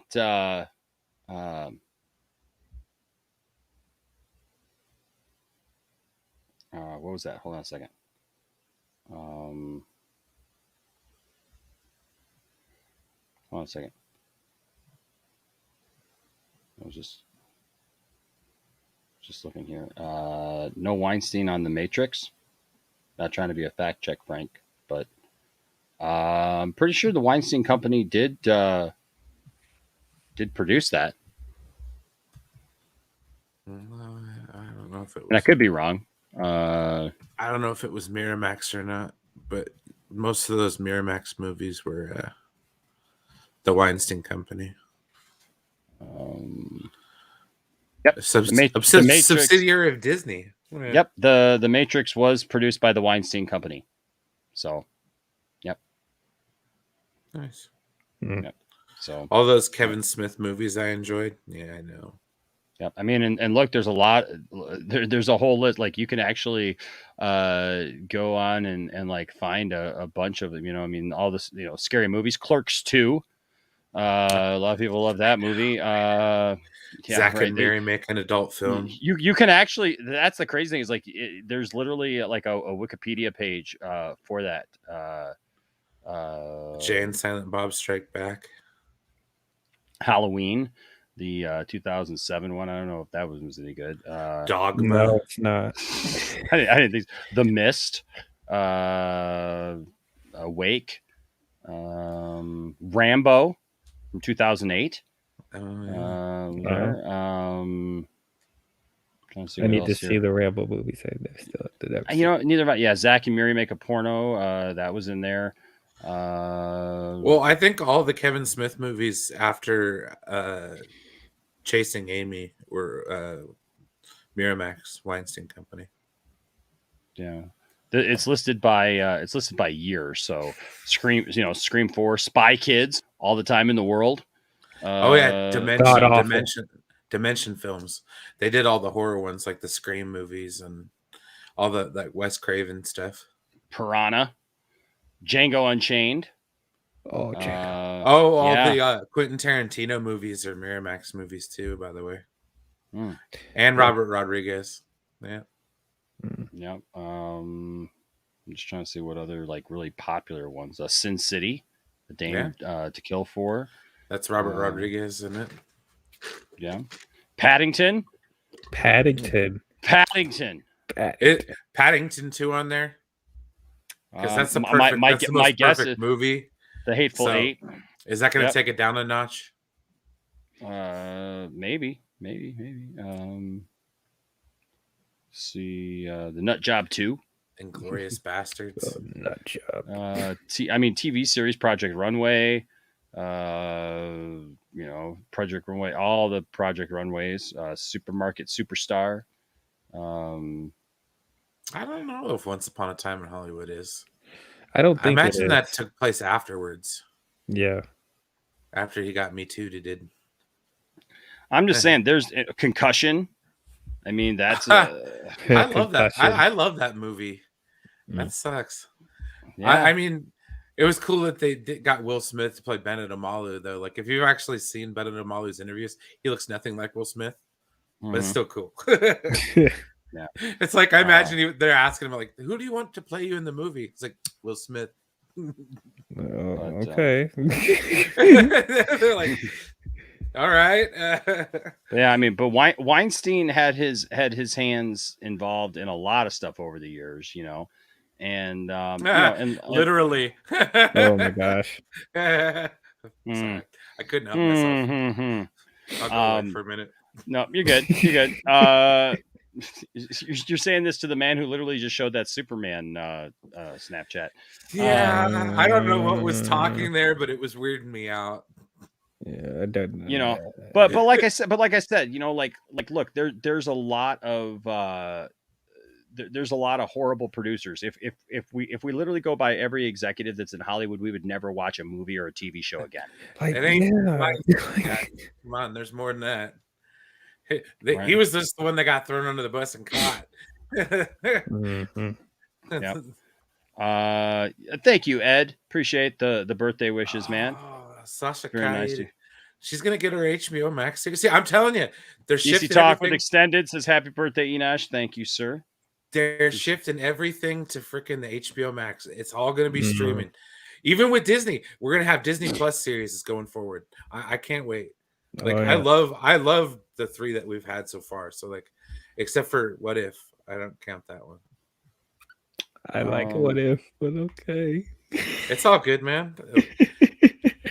No, I look at like it's a little buffet. Like Even though you know, this Thor episode that just came out was not good, but that it's was all the good. first one where I'm like, oh, you're doing all right. Point. I fell off after the Doctor Strange episode. Oh, I thought I that was the liked the best Doctor one. Strange. I liked the Doctor Strange, and then like after that, it was like, I was like, oh man, I didn't like the guess I can see Killmonger. that. I didn't like the Killmonger saving Tony Stark one. It was just kind of weird. It was like nobody powerful enough is going to suspect Killmonger, so he just takes over the world. Like what the hell, man? I mean, are you saying that because of like because based off of Black Panther? Because like if that's the case, I mean, I don't know. I don't know. So okay. I don't know. That is kind of So weird. the point still stands with everything else. I mean, okay, with all the other movies that we mentioned and stuff. So it was David Weinstein who was involved in the Matrix. So I was wrong. I totally take that back. So it was a bad analogy, but the analogy still stands because there's many beloved movies that people loved by the Weinstein Company. And okay, so I said the Matrix because I thought it was the Matrix, but that was David Weinstein. But the point still stands is that he was very involved in a lot of movies that people absolutely love. Are you going to throw away all those movies? Are you going to throw away all of them?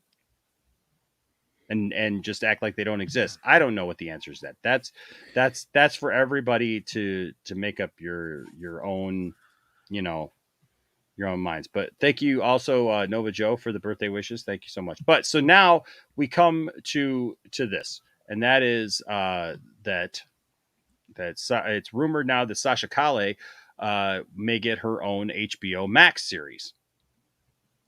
So it says. Let's see here. This week we're talking about Supergirl. As many know, Warner Brothers is looking for characters from their DC films and spin them off in an HBO Max series. We know that. We seem to be getting announcements every week of new HBO Max series that are going to be happening. The studio is approaching their film slate with this strategy as a means to produce content that will drive HBO Max subscriptions in a way that won't impede on theatrical revenue. We already have a Peacemaker series as well as a GCPD series on the way. A Penguin series was also recently announced. We've also shared news of an upcoming Red Hood film. So clearly Warner Brothers is investing heavily in a dual release environment where particular films and series will debut exclusively on HBO Max. I've discussed with my sources and can share that the latest character to receive this treatment is Sasha Calle's Supergirl. The character is set to be introduced in next year's The Flash. When we see her, she'll be well established as Supergirl, and her past will be hinted at, including connections to established DC characters. What we know about the Supergirl series, it was originally announced that there would be a Supergirl movie, and from what I'm hearing from my sources, this was originally planned to be a movie released exclusively on HBO Max. But once the script was getting more significant work done, the writers realized that for the show to properly tell its story, it needed a longer format, and the movie became a show. The show will explore her past and what makes her who she is.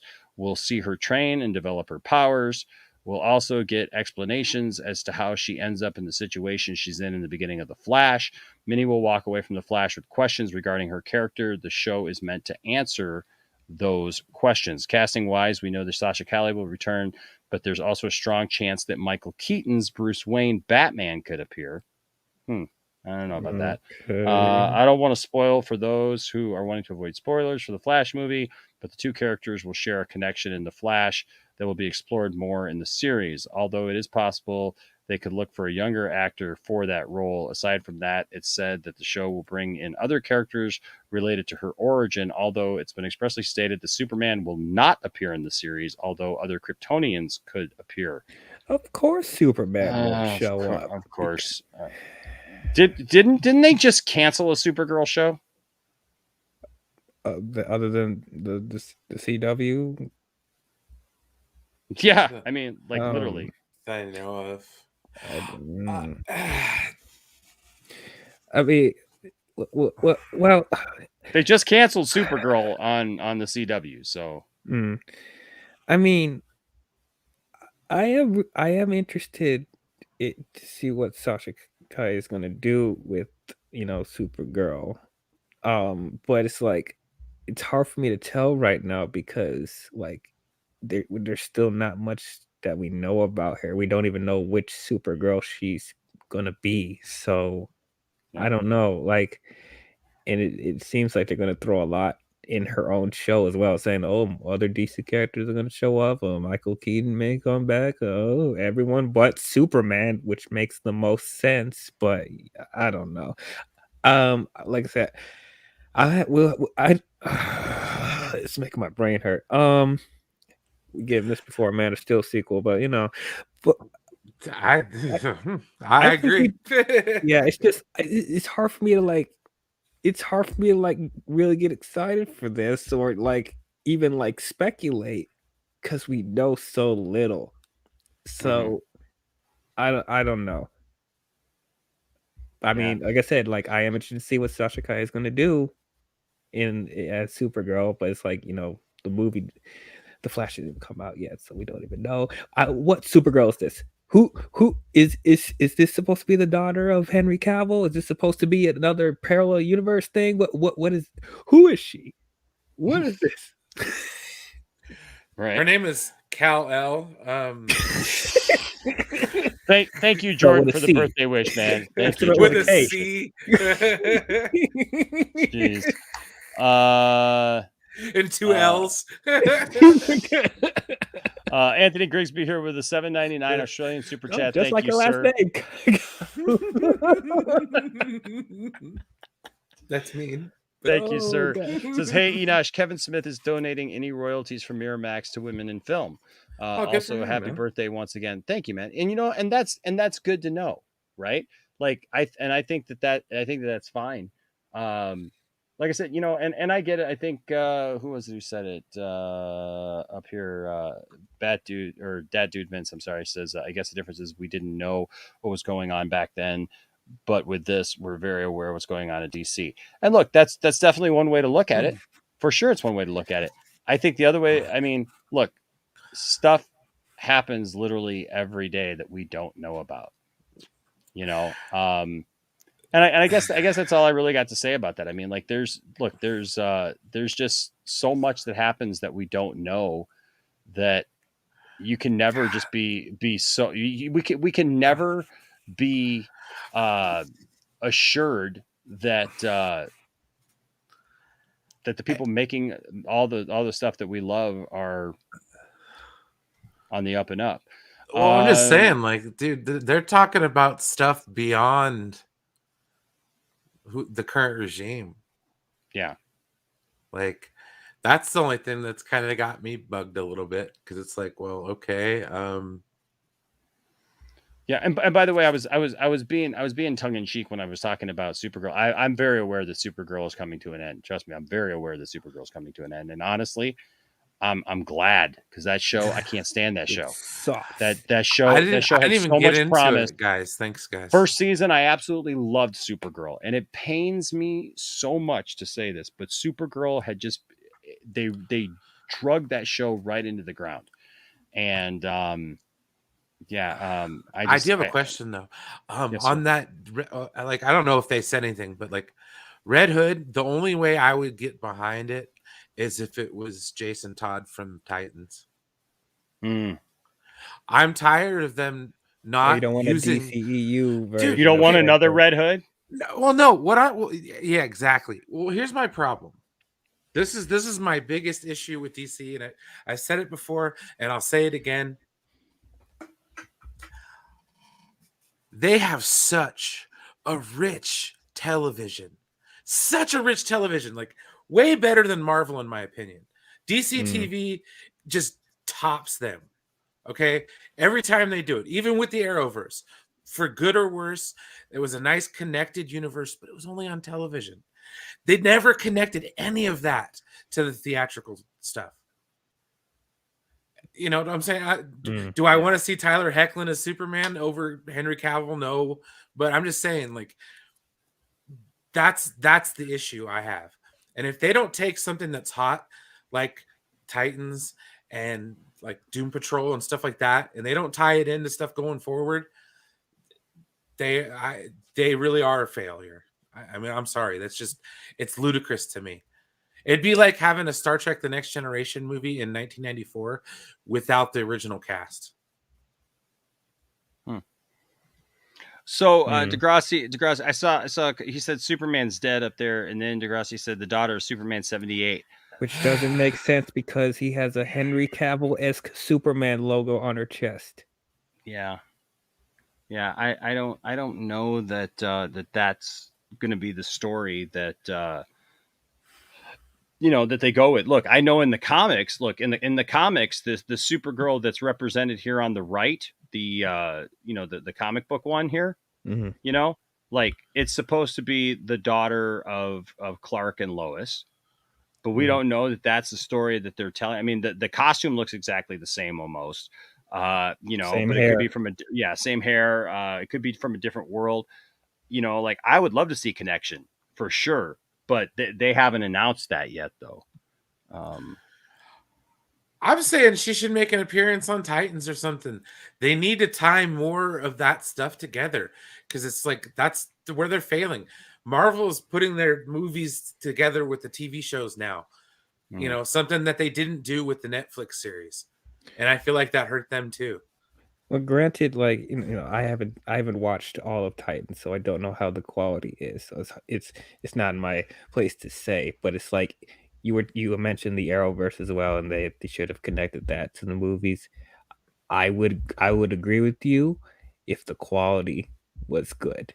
That's the only thing that's giving me pause because like I would definitely use the quality of Titans to branch off into a cinematic. Now, see, I would say Titans is quality, but I'll be honest with you, like Doom Patrol is hit or miss for me, and I don't think the Doom Patrol is as solid. And I'll tell you what, that Cyborg. I haven't started, and I'm not just saying this because of Ray Fisher.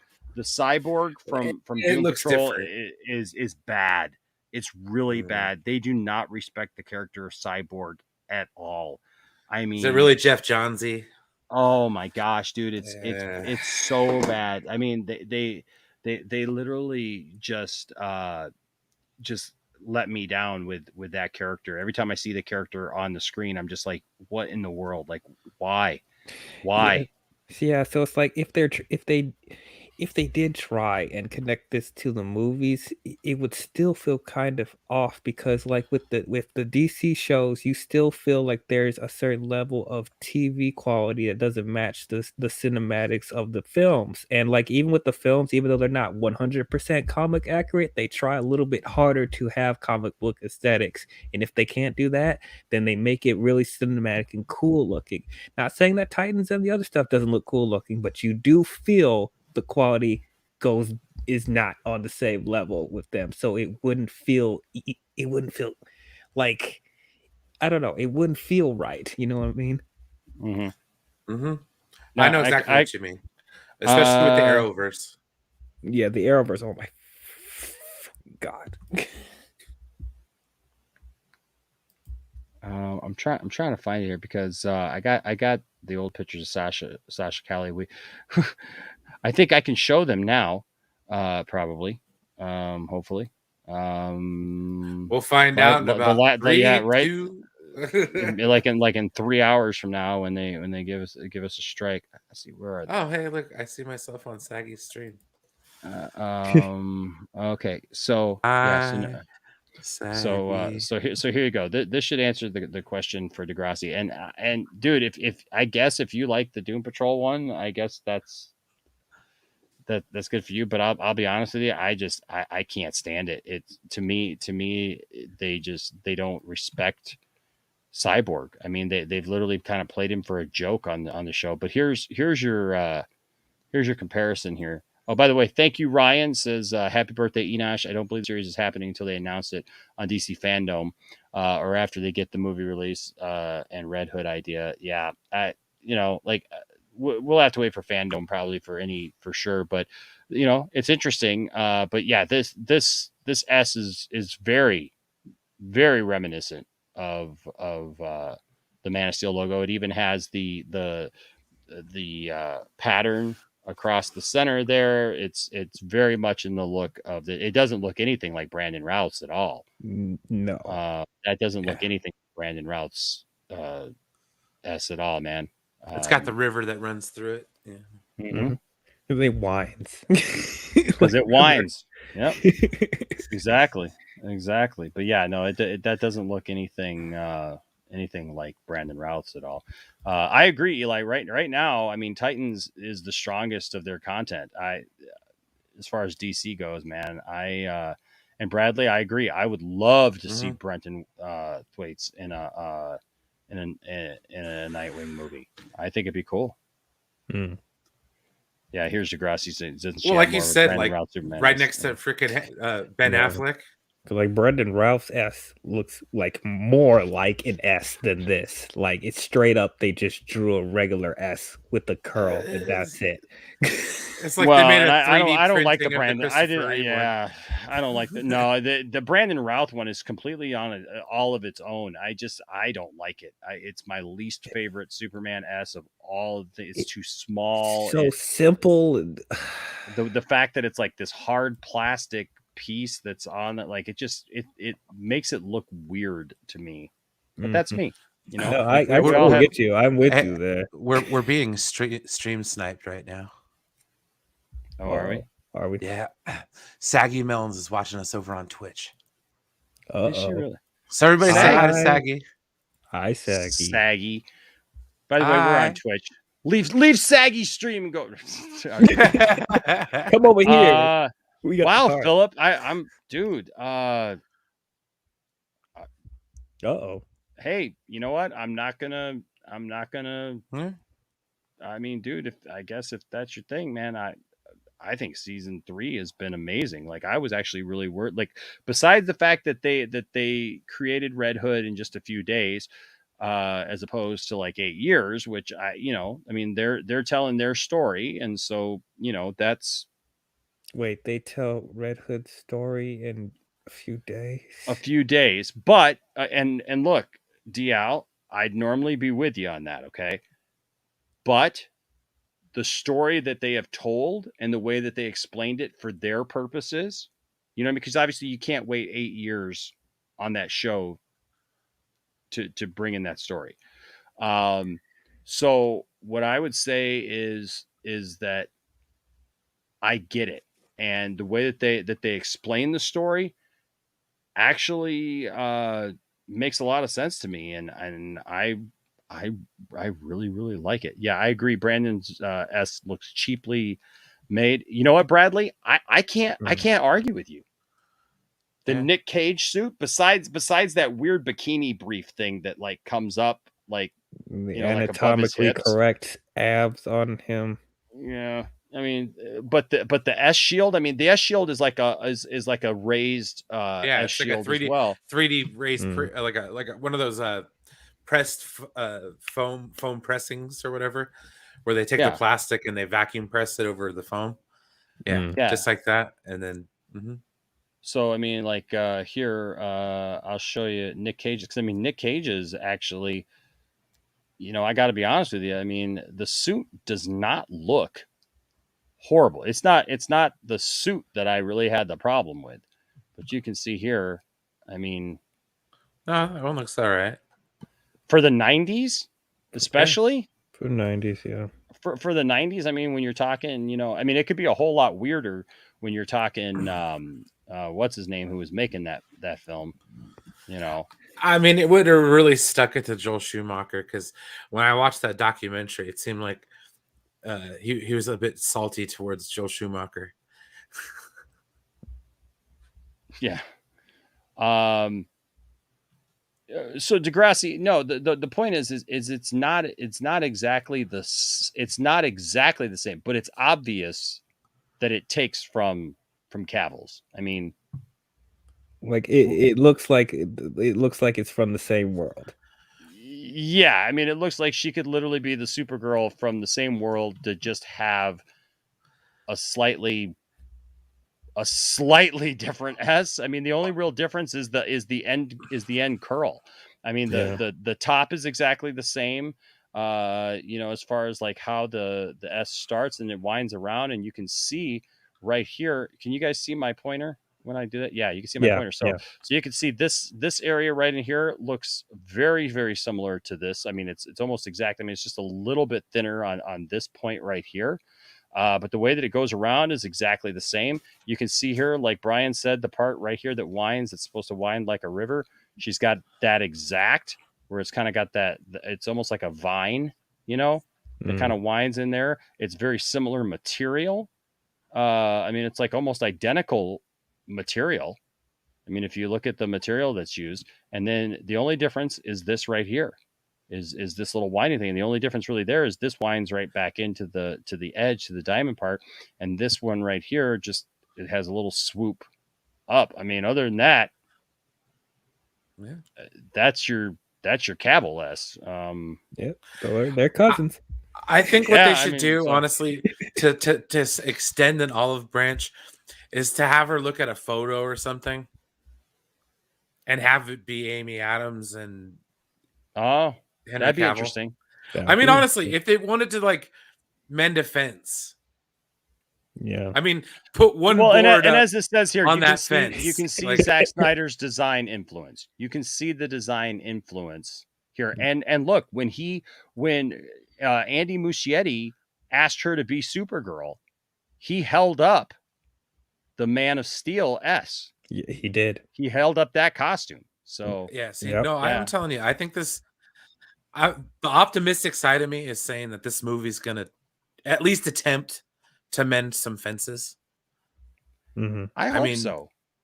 It might not build the whole damn thing, but it'll at least, make it to where your neighbors can't see you in the buff. You know what I mean? Yeah. All right. Yeah. So, I mean, look, I hope so. None of us are going to know until the movie comes out. And, look, I'm hoping for the best. I've just said over and over again, I don't see Ben Affleck coming back to that role of Batman. He didn't have to do it. All right. He doesn't have to do it. And he literally came back to be Batman because of Zack. And he filmed those scenes for Zack Snyder's Justice League. Right there, in the baby. Driveway. Like, no, that's in the commitment. dude's driveway. He came back to be Batman for him. And so, I just don't see that it was something that he had to do. He did it out of his respect for the character, his love for Zack. I just don't see Ben. Look, I could be completely wrong. Ben could come back and totally crap all over the Snyder cut and all over everything. And you know what? And if he does, we'll be here. Or we'll be here. Or Ben Affleck thinks that, it's he's going a certain worse. way, but then WB goes like, actually, we're going to tweak some things around him. You know what? That's absolutely possible too. And look, and if that happens, we will absolutely be here to report on it. But you know what? When I see people saying that this is going to be this and that's going to be that, like a year and a half before this movie even comes out, they don't know. They don't know. Yeah. They just don't know. So look, you can either hate on everything before you even know what's happening, or look, and here's the thing is, all these people telling you that they're not going to see it, I guarantee you they report on it in a year and a half.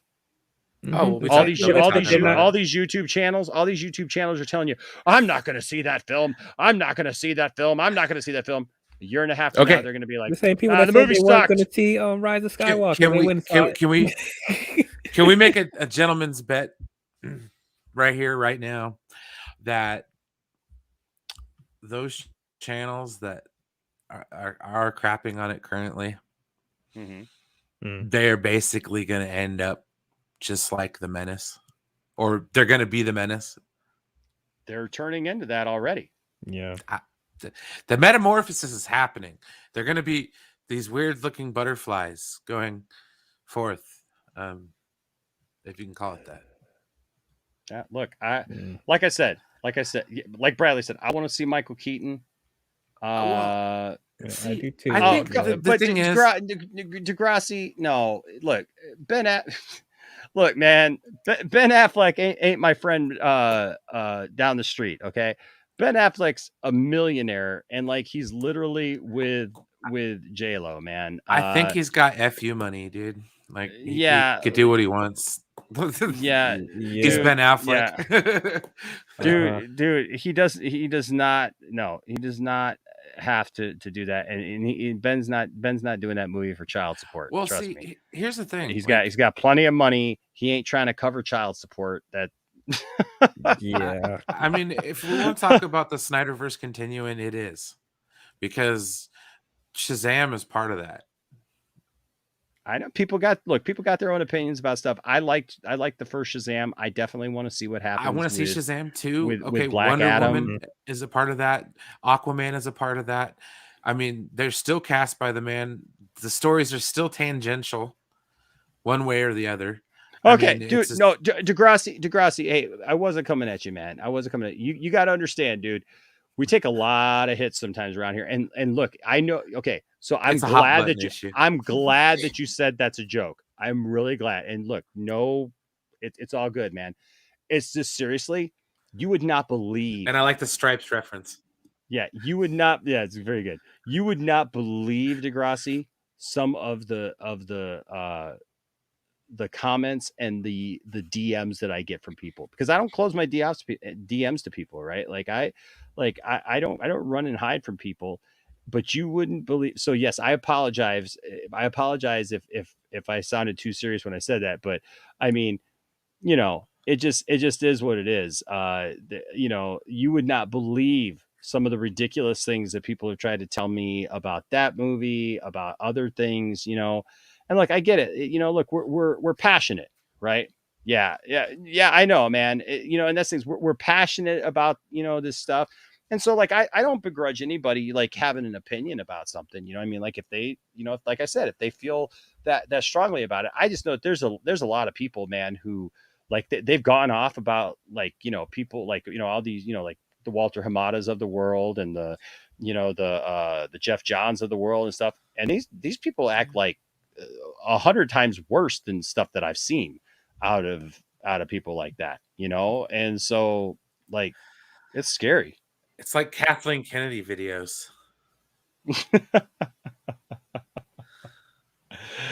Oh man. But yeah, all I'm saying is watch the video before you put it out, maybe. Just saying. Always a good idea. Food for thought. Always a good idea to do that. All right. That being said, speaking of Star Wars, Kathleen Kennedy. So, maybe not Kathleen Kennedy directly, but still, even so, Star Wars. So next on the docket. By the way, do you guys like these new thumbnails? Let me know. I like it. Regiments the show a little bit. Gets things more on point, on task. I like it. Just trying. People. I've just been trying to do some different stuff. So hopefully you guys. Hella hot, dude. Damn. So next on the docket, though, Star Wars Visions. Like I said, I've seen episodes 1 through 3. Brian, how many episodes have you seen? I skipped 2 in the middle, so I pretty much watched them all. Okay. I had a hard time following a few of the episodes. I'll be straight with everyone. It's just not it's never been my thing. And that's I'm sorry. Like I said, I gave it a shot. You know what I mean?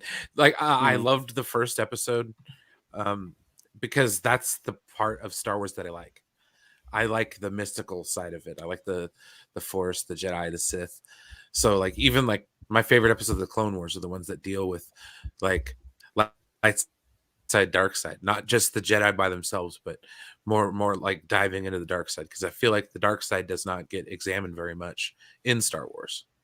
Yeah, especially with the current content. I know the EU does a lot with the Sith and stuff, but as far as what we have in canon now, it's just there's not very much of it. So anything we can learn more about the opposing side of the Force is really interesting, and they did that in the first episode, which I enjoyed thoroughly, and I like the art style.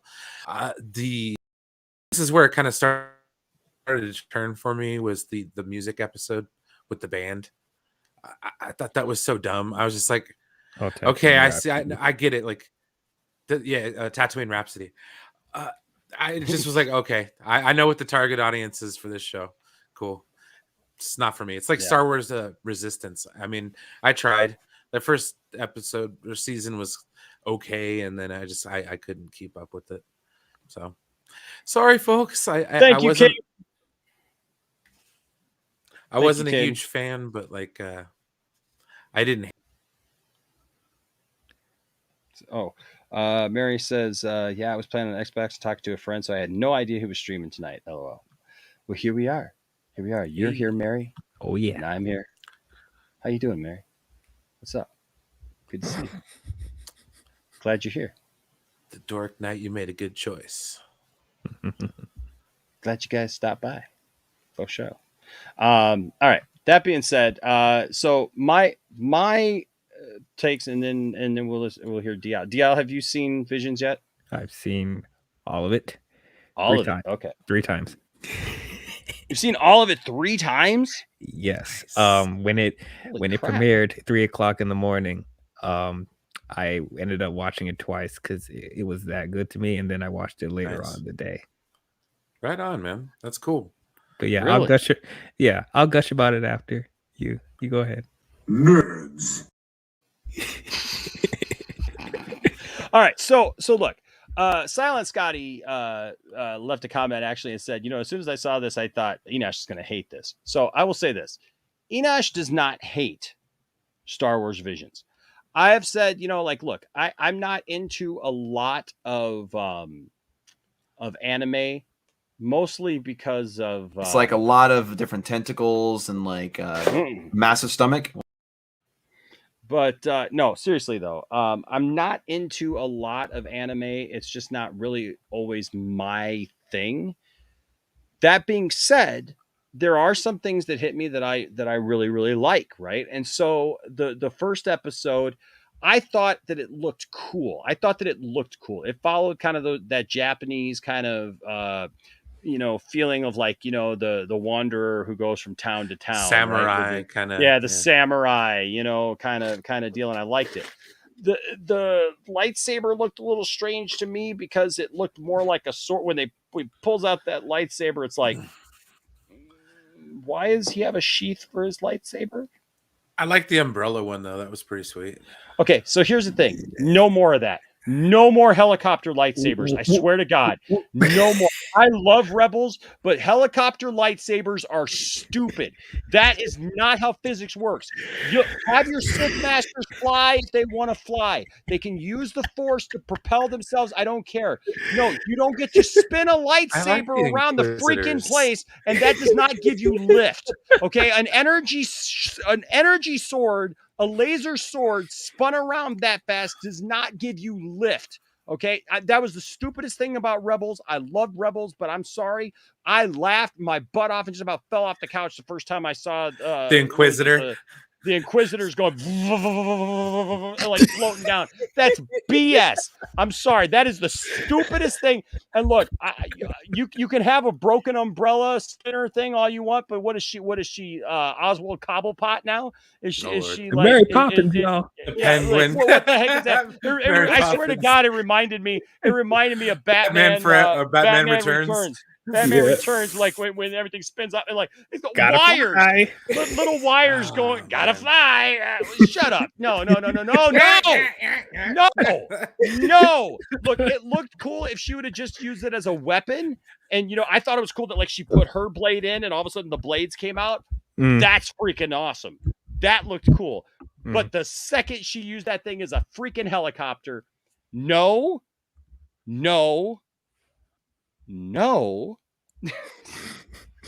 And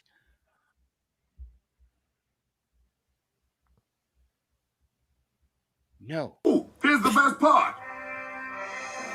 See, they think they're taking Superman's powers, but he reversed that shit and took their powers. He flipped it and dipped it. Just no. We can't do that. Oh my God. Wayne Carr. Oh my gosh, brother. Look at there. I love that guy. Dude, fist bump right back to you, man. Says happy birthday, brother Enosh. Thank you so much, Wayne. Oh my gosh, that means so much to me, man. Wow. I am humbled and I am blown away, man. Thank you so much for that, man. That means the world to me, man. Thank you so much, Wayne. I appreciate you, bro. Wow. That I'm honored. I'm honored, man. We got to get you and Ray back here on the channel. I definitely want to talk to you. We were just talking. I don't know how long you've been watching, but we were just talking about the Flash movie and everything, and how you guys feel about it. And I would love to give you guys, Wayne's already come on and expressed how he feels, and that's why I absolutely respect it, man. And I respect what he's saying and everything. And I would love to have Ray come back. I know Ray's been busy and stuff with some things, but man, dude, Wayne, you're awesome. Thank you, man. Thank you for the $20 and for the happy birthday. That means the world to me. And Zentech, my good buddy Zentech from Down Under, with an Australian $5 super chat, says, "Happy birthday, brother. Hope you're having a good one." I am, man. Zentech. What's I up, am. man? This is awesome. This is awesome. What a great night, man. This is a love fest in here, man. We're having a good time. I know, man. I know. I'm so thankful. And thank you, Mary. I just saw your comment. Happy birthday, Enosh. Thank you so much. I appreciate it. It means the world to me. And Caden says, "Yo, Enosh, happy birthday. Yo, Brian. Yo, DL." Thank you guys so much. Thank you guys so much. It really does mean a lot. And man, to have Wayne do that. Wow, that just blows me away. So thank you. Back to Star Wars here real quick. So what's up, Punchy Matt? I see you there. For sure. I see you. So good night, Wayne. We'll see you, bro. Night. So here's the thing. Yeah, no helicopters, okay. But I did like the overall. I thought it was cool. It kind of seemed like a throwback, that seemed pretty cool, right? That seemed pretty neat. I liked the Sith in there. I thought it was interesting. Did you notice there was kind of like, it was set obviously around First Order time, because there's some of the stormtroopers had an old school look. Mm-hmm. Some of them had the new school. Had the new look. Now here's because somebody was trying to tell me that these are canon. There's no way they're not canon. There's no way these are canon. I haven't even heard an official. Yeah, I haven't even heard an official thing. Yeah. Okay, you do suck. I know, man. I know it's a cartoon, but look, Rebels is canon. Rebels is absolute canon. And that means that what happens in that show matters. Yes. And they had Inquisitors flying around with lightsaber helicopters. I'm just saying. Darth Maul threw his lightsaber at it, broke it. It was pretty funny. Yeah. Eli, I'll even agree with this. Yes, as a diehard DC fan, they're using the Force to fly. Thanos copter is greater than Saber copter. Just saying. Yes. Thanos copter didn't make any sense. It makes more sense than a saber copter. They're using the Force. No, then just use the Force. Then you don't need to use your blade to spin around. But it's a cooler visual when they do that. Okay, what else didn't make any sense to me? Does Palpatine need it when he goes all berserker on you, dude? Yeah. You know what else didn't make it? You know what else didn't make any sense to me? It didn't make any sense to me when she chopped off the log and they ended up in the water. Like, that was kind of weird. Like, I thought they were going to start doing like the log roll thing from like the lumberjack games, I love lumberjack games. Oh, so do I. How cool is it to watch people notch wood and then? I know, dude. Oh my gosh, I'd be so scared. You got to have confidence, man. There's no way I would trust a board that I notched into a piece of wood. I know, man. To notch into some wood and then put that plank in there and get up on top of that. No, and they're like 30 feet up in the air. I'd rather try to throw a log and like not get hit in the face. That's what I'm saying. That dude Vince says they fly now. They fly now. Funny. They fly now. You're right. You're right, Eli. You're right, Eli. Yoda didn't need a copter. Just saying. No, he just went all like spider monkey on Dooku. Like, just saying. Now defend Yoda jumping around like a gummy bear. Now tell me. I'll look at Yoda. I'll look at Yoda jumping around like a gummy bear all day long. Besides lightsaber I like helicopters. that. No lightsaber helicopters for me. That being said, also like I thought the battle was cool. I did think it was cool that like he collected kyber crystals. Have you noticed that kyber crystals have played I don't know, in the first 3 episodes at least, kyber crystals seem to play a pretty big role. I don't know about the rest of the episodes, but kyber crystals show up and everything. I thought that was interesting. No, it's kind of like the midichlorians. They kind of just gloss over it and move on. He's like, no Bat City stuff. No, it would not be cool. On the end of Phantom Menace, he comes helicoptering up out of that thing after he gets halved. He's like, I'm lighter. That's how he got out. That's how he got out. He had his lightsaber down there. He got cauterized halfway through. He just like after Obi-Wan was gone, he's like, Obi-Wan. I'll be back. oh my god! Shut up. It's 1:30 or 12:30. No. Oh god, no. Oh boy. No, I'm sorry. I just can't go there with that, but that's funny.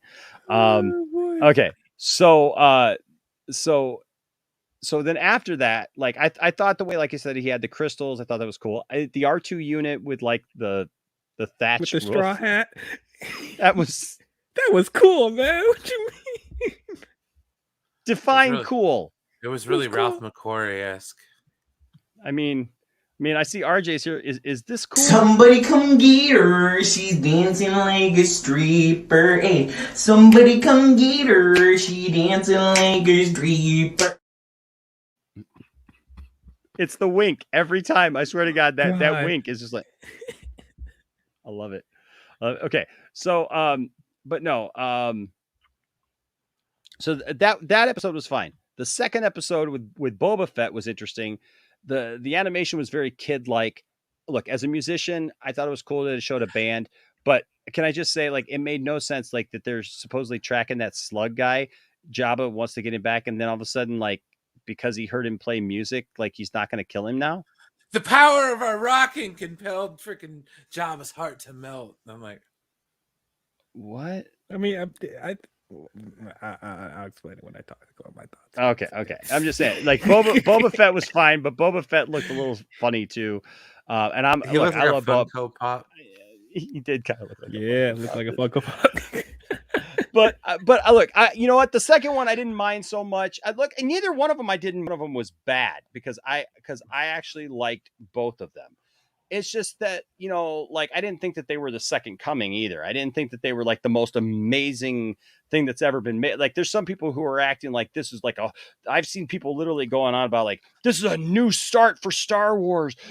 And I'm just like, it's like Blue Beetle, man. I'll watch it. Okay. Yeah. I mean, it's good. It's good. I like it, but it's not like changing the world good, you know? And then, but I liked that episode, you know, the Tatooine Rhapsody one. I thought that was cool. That was cool. And then, okay, but then there's the third one, the twins. And the twins. I'm curious what that's supposed to be. I mean, is that supposed to be like a take on Luke and Leia if they were evil? I mean, that's not what their names were. I didn't really get it as that. I mean, people like went to that instantly because they're twins, like Luke and Leia were twins in the movie, so that's kind of symbolism of that. Well, plus the guy kind of. I mean, the girl didn't because the girl was blonde, but the guy looked a lot like Luke, and he had the X-wing with an R2 unit, so it was very, very Luke, like reminiscent. You know, they were in space fighting with no suits. That's the part right there that makes absolutely no freaking sense. Like that Star Destroyer, that double Star Destroyer though, with the engine in the middle thing, like that was pretty cool. I actually liked that, and I enjoyed that episode. But my gosh, like, and like I actually liked the story of that one, but them fighting out in space, like, and him literally riding riding an X-wing through space with a lightsaber out, with a giant lightsaber. Yeah, like what? Doing a holdo, baby. With a lightsaber? Through the hole, though. Dun, dun, dun, dun, dun, dun, dun, dun, dun, dun, dun, dun, dun, dun, through the hole, though. Dun, dun, dun, dun, dun, dun. Yeah, you do suck. We need more lightsaber helicopters. Yes, we do. God damn it.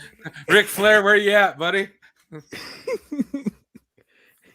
Why am I doomed to die alone? Because you cried when Iron Man died? I loved him 3,000.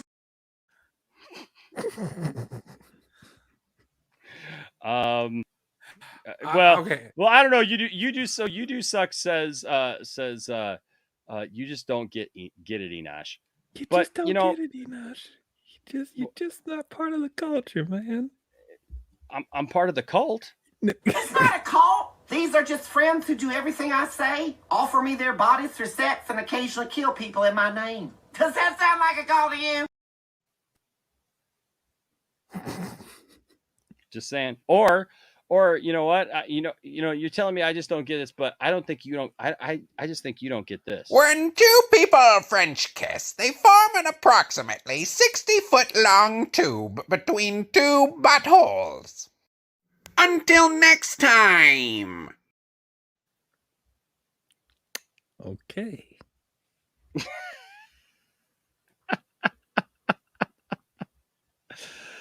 Yeah. You ever think about that? Did you ever think about that? I never do. I never Try will. not to. No? Nope. How about this? If you've ever donated blood, the blood could be in somebody's boner right now. Until next time.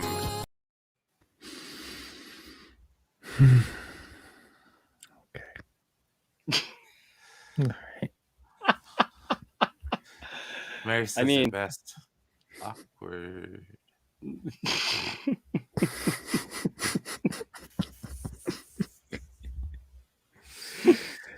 Yes. Just saying. Yes. Just it saying. is. Just saying. Okay. Yeah, you do suck. Well, I could give you one more. Your lips are made of the same skin type and texture as your anus. Until next time.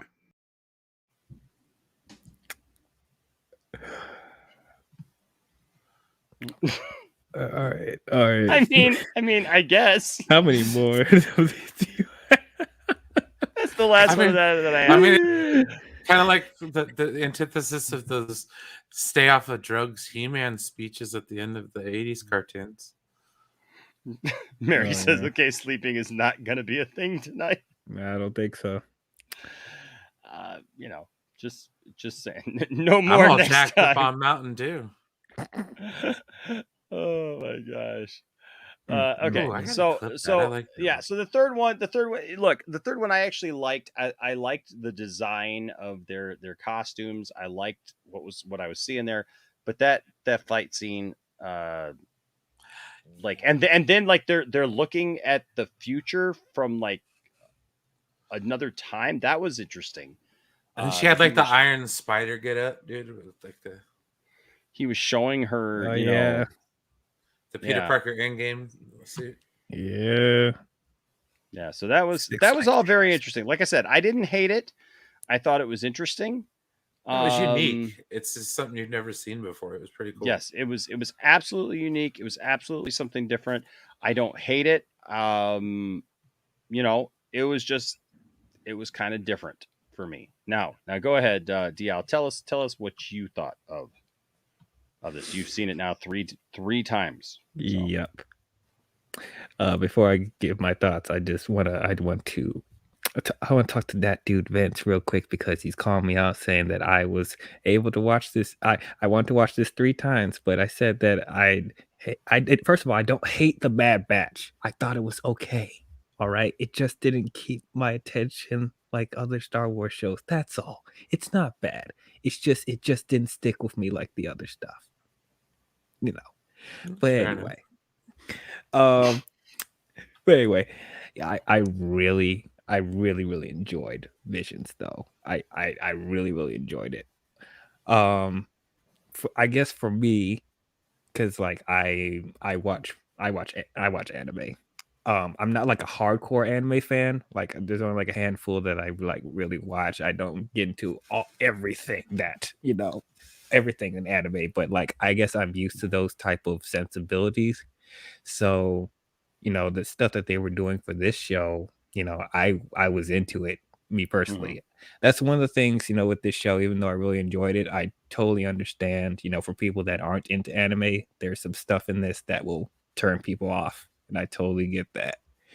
For me though, I just found it really cool and interesting that, Lucasfilm went to some of the biggest Japanese animated companies and said, go do a Star Wars story. Tell it how you want to tell it. Don't worry about continuity. Don't worry about canon. Don't worry about using whatever characters we have in the other Physics. movies. Physics to do what you want. How much lightsaber helicopters annoy Enosh? Don't worry about any of that. Yeah, to suck it, because I loved that helicopter lightsaber. I want a toy of that. They need to make it. I will buy it. Now, this is crack. Totally. But yeah, what I really appreciate about this show was that they were pushing boundaries of the Star Wars universe. They were like, they were pushing the boundaries of like, the abilities and just the world and just the mythology, even though they could have fleshed it out more, because these episodes aren't really that long. They're like 15 to 20 minutes long. So that's like the one thing I would say, I wish they were longer. But it's just like, when Star Wars has been playing it so safe for I don't know how many years, like this comes around and just, flips the Star Wars universe on its head. And to me, I don't feel they went so far to where it doesn't feel like Star Wars. I think with all these episodes, I still felt the essence of Star Wars in there. It's just like told from a different point of view.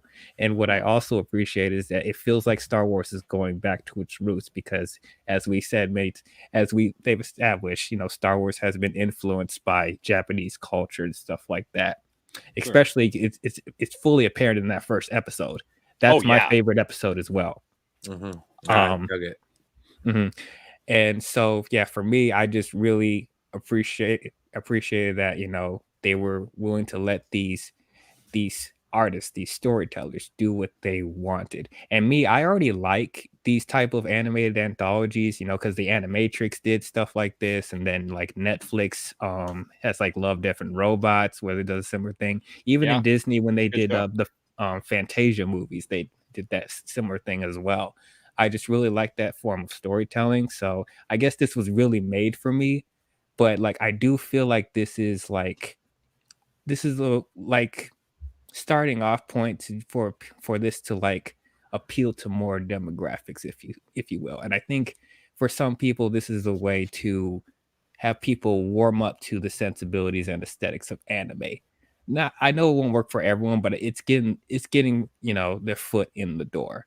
And then I feel like Enosh, whenever you finish watching the rest of the episodes, I personally think that you will like episodes 4, 5, 7, and 9, because they're more grounded stories. There's still some weird, this is a weird anime stuff in there, but I feel like they're more grounded stories, and I think it'll tailor to more of your sensibilities. So try and give it, give it more of a chance. I'm gonna watch it. Yeah, I'm gonna finish it for sure. Yeah. Now, if you end up being lukewarm about it, like Brian, that's fine. I know this is not going to appeal to everyone. I understand, but like I just feel this just got my attention. Like, oh, yes, this is the risk taking I feel Star Wars needs right now. Well, I mean, am I happy to get Star Wars content right now? Like, you bet your bottom dollar. Like, I'm stoked to have something to watch that says Star Wars at all. Like, that's awesome. But like you said, I'm just kind of lukewarm towards it, and I'm not casting dispersions. I'm just, like I said, it's never been something that I've been into. Like, as far as like the mainstream gateway anime type stuff, like Pokemon and stuff, I was too old for by the time that gained relevance. So it was just like, I was into football and other things at that time. So, yes, you know, sometimes you got to take a risk, and they obviously have. I mean, sometimes that can go very, very well, you know, and then sometimes it can go horribly wrong.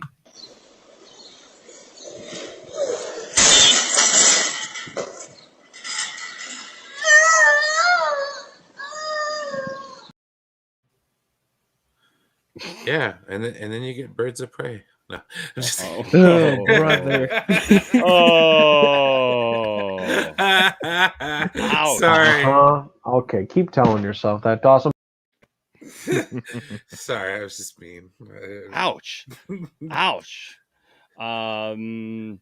So, you know, so it's interesting because I actually like What If. I've really enjoyed What If. Like, I can't think of like a really bad episode of What If. I'm noticing that a lot of really okay. So I don't know, but the thing is like honestly, up to this point, like I even like the zombie episode, and I don't even like zombies all that much. I mean, you know, so like I keep saying that, but you know, I've noticed recently. So I keep saying that I'm not really a big zombie guy, but like I watched, you know, Zack Snyder's Dawn of the Dead. And I really like that. And then I just watched, you know, obviously, you know, a few months ago we watched Army of the Dead, and I really like that. And there's some other zombie movies that I have appreciated too. But you know, typically I'm not a big zombie guy, right? And so so I actually like that episode. I know a lot of people said they hated it, and I know there's a lot of Marvel fans that I know who've like really, I've noticed a lot of negativity towards What If. I think, well, I don't know. For me, it just feels like kind of like Star Wars Legends. You know what I mean? It's just Elseworlds stuff that doesn't have that much connective weight to it. So I don't put but too see, much stock. What If is supposed to be continuity though? I mean, the multiverse stuff. Yeah. Yep. And I bet you it comes back to play a part, Brian.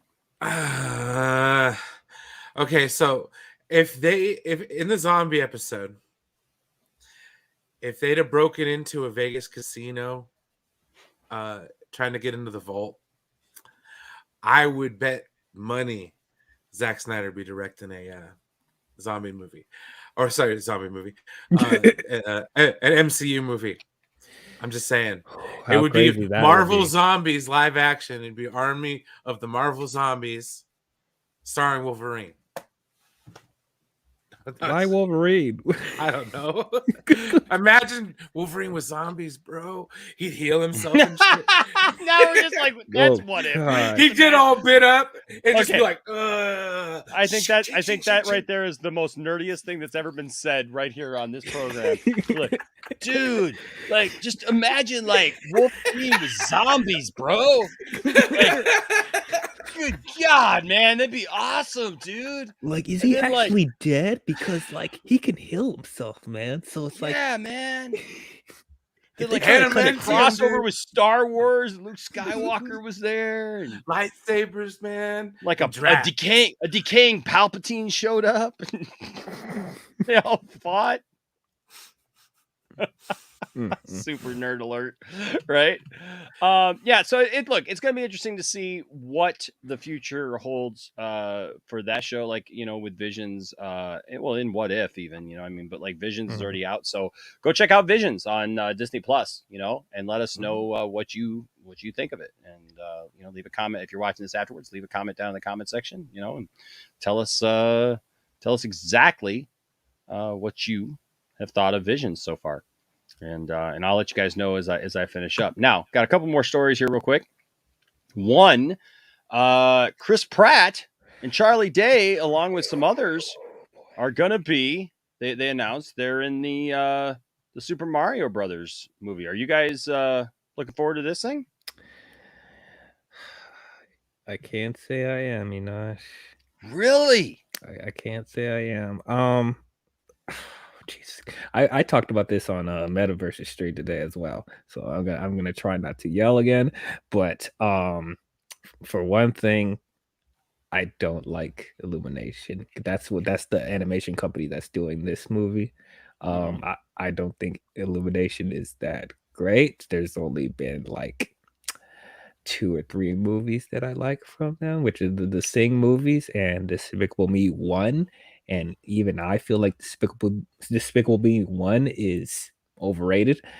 But yeah, their animation style is so basic, and their writing and it's just so repetitive, and the Minions movies are like an abomination. So I just I don't trust them to make a good Mario movie.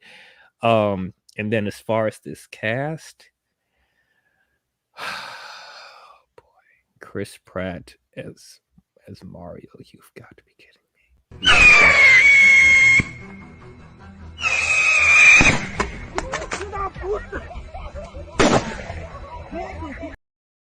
And then who's Luigi? Charlie Day. Charlie Day.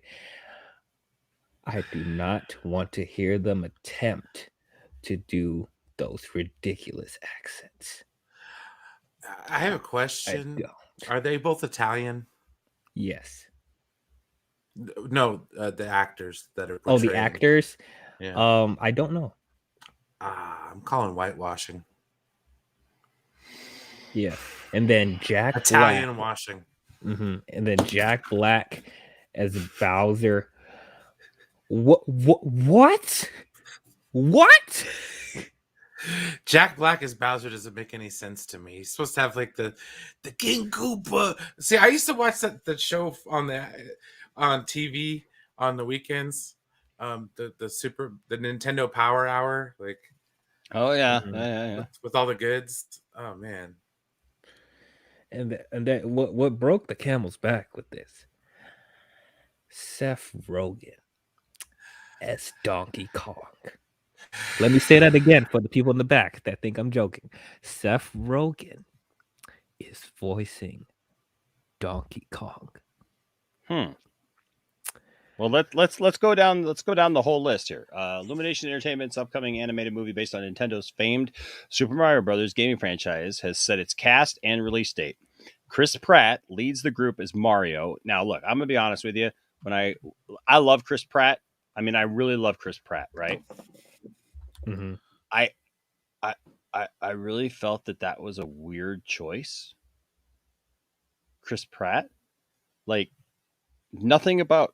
Excuse me, and I get it. Like, you know, it doesn't have to scream that. And look, I don't know if you guys saw Chris Pratt made like a little video about how much this meant to him because he used to go to a coin laundromat near his house and you know, and play Mario Brothers and stuff, you know, the arcade game. And like, you know, like it was always his wish to do something with this.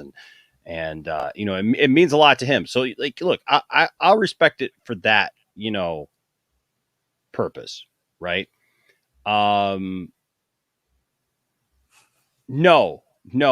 Bradley. He did not say he was going to use his regular voice. He did. So what he did was he just jokingly said, you know, so I get to be Mario. It's a me. And he goes, that's not the voice, guys. Trust me. We're working on the voice. We're, you know, I can't, you know, come see the movie and you'll hear the voice, but we're working hard on this, he said. So I believe, you know, obviously they hired him. I don't believe Nintendo's just going to like put out something that they don't believe in. Right. So I think that by the time that it's all said and done, we're going to listen to it. If you're a Mario fan and you watch the movie, I'm going to watch the movie because I like the characters. Right. And so like, I don't feel that like they would go through all the trouble of hiring these people if they're not going to work out for what they're doing for animation. It's animation. Right. I mean, it's not like it's a live action Mario movie. You know what I mean? Like, yeah. Let's be honest, right? Could be worse. And Chris Pratt to me is a decent actor, so I feel like he could do it. The Seth Rogen thing, I feel like Seth Rogen is just going to be Seth Rogen. I mean, first of all, Donkey Kong does not talk.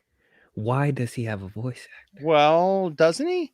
I think there's been times where Donkey Kong has talked in shows that are not. Yeah. Good. Well, okay. Well, but he still had. So look. Chris Pratt leads the group as Mario alongside Anya Taylor-Joy as Princess Peach, which I don't have a problem with that one. Yeah, that's fine. Charlie Day is Luigi. I'd want to hear what he sounds like, but you know what? I wouldn't necessarily have a problem with that. Jack Black is Bowser. Honestly, I can see that one. I really don't have a problem with that. Keegan Michael Key is Toad. Now, I love Keegan Michael Key. Oh, I forgot about that one. Toad, I don't know so much. I mean, Toad, trying to block it out. Toad has a specific style of voice. So I don't know how that's going to fit with Keegan Michael Key, but I know Keegan Michael Key does a variety of voices. So you know what? It could very well work out. Seth Rogen as Donkey Kong. That's a little weird. Fred Armisen as Cranky Kong. Now, Fred Armisen, I love Fred Armisen. We'll have to see. Kevin Michael Richardson as Kamek, and Sebastian Maniscalco as Spike. Says Aaron Horvath and Michael Jelinek. Teen Titans Go to the Movies. Direct from I don't know. Direct from a script by Minions: The Rise of Gru. Screenwriter Matthew Vogel. Chris Dandry and Mario's creator Shigeru Miyamoto will produce. Universal Pictures will distribute the film, which is set a U.S. release of December 21st, 2022. So this will go head to head with the Flash, because then does the Flash come out in November? Avatar 2. And Avatar 2. With an international rollout to follow shortly afterwards. The news was announced as part of Thursday's Nintendo Direct presentation. Avatar 2 is going to destroy this. You think so? I don't think it is. I think it'll make a profit because it's Mario, but I don't see it. I think it'll be close, because I'll be honest with you, Avatar is going to have a lot to prove. If Avatar, like, people are going to go see Avatar, but if Avatar isn't like absolutely just mind-numbingly good, I think Avatar is dead in the water. That's a thing. Like, I don't think that Avatar 2 is going to do anywhere near as good as the first one. No, the first one to me, I think the first one did well because of the special effects. It was groundbreaking.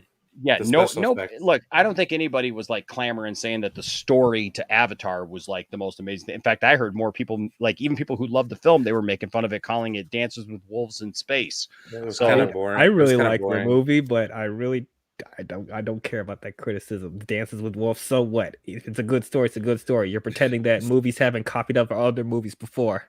You're like, there's a reason why Dances with Wolves won an Oscar, mother. Jeez. DL's over here defending Avatar like, it's still real to me, damn it. It's still real to me, even though I do have similar criticisms with Avatar, because it feels a lot like Atlantis: The Lost Empire, which I love that movie. So it's like, I understand the criticism, but it's like Fern Gully, Pocahontas. We could name a few others, but yeah, it was good. Yes, I enjoyed it. You know, I do think, even though I don't think it's not going to make as much as the first movie, I do think it's possibility it's going to make $1 billion at least. I think there could be. The thing is it's been too long since the original came out, and I think people's minds and special effects technology has gotten more widespread. I don't want to say more mainstream, but more widespread throughout entertainment, like the quality wise. So a lot more movies look like Avatar now than just Avatar. So it's not. Look, the one thing this movie has going for it, unique. James Cameron. Never count James Cameron out. Like, he has done an amazing job on a lot of stuff, on a lot worse. So but I'll just be honest with you, I'm not really looking forward to it. I really don't need it. If they never made it, I wouldn't care. I don't need to see blue things, blue creatures running around, getting their blue goo all over everything.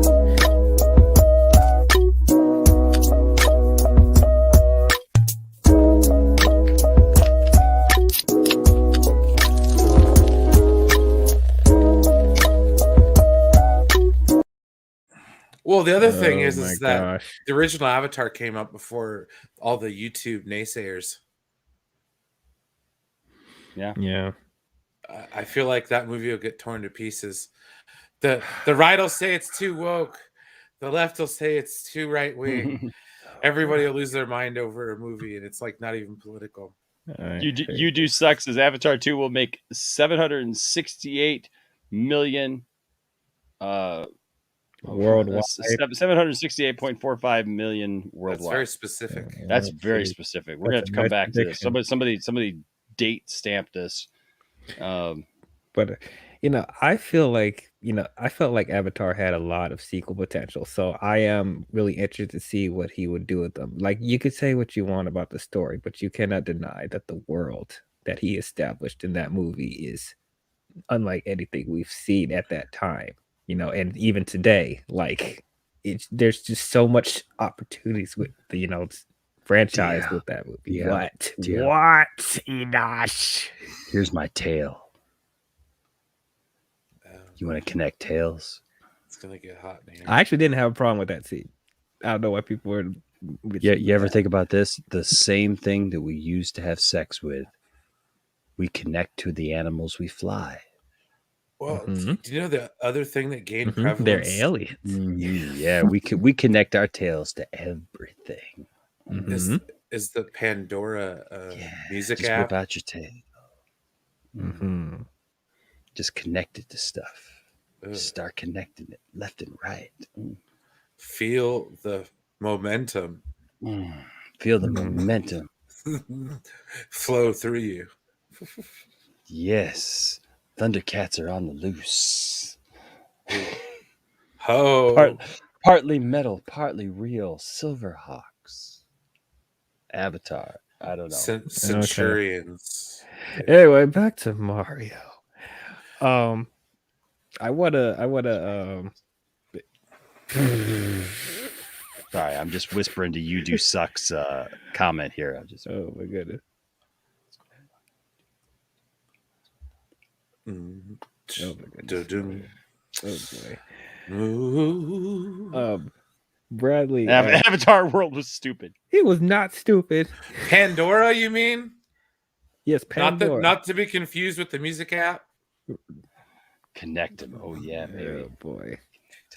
Is the neighboring planet called Spotify? Oh my god. Hey, yes, let's do it like they do on the Discovery Channel. My goodness. Let's put our tips together. What's up, H Bart says, hey Enosh, my notifications did not go off. How you doing? I'm doing good, man. Been missing you this stream, bro. He's got the William Dafoe picture going on. Yeah, those tails are no bananas for sure. But yeah, no, we're just celebrating my my birthday up in here, man. It's been fun. We're gonna have an actual birthday stream tonight, but this has been fun. So well, no, as somebody who grew up on the Captain Lou Albano show, I'm really excited to see just if they expand the story a little bit for Super Mario. I'm down with it. Honestly, I don't care anymore. Oh my god. Put it in Pandora's box. Oh my gosh. Because you never know what happens when you open it. Oh my gosh. It's like, wait, hold on. Wait, do they mentally decide, like, okay, so when I connect it to another blue person, I'm having sex with them. When I connect it to this thing that flies me around, I'm just trying to connect with it to fly on it. What if you accidentally forget and you're like, whoops, just had sex with another woodland creature, I guess. Well, it looks like you could do it with the trees there too. It was pretty cool. I have a question. If you plug into a computer, a bunch of blue trees start growing. Is it like going into the Matrix? That's all I want to know.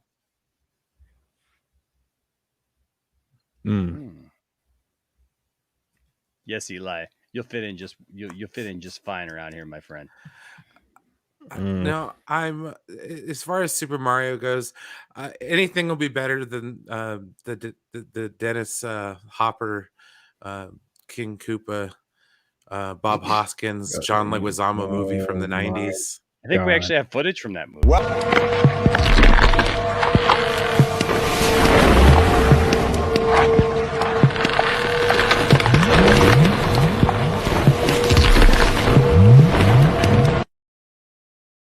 Arguably considered one of the worst films ever made.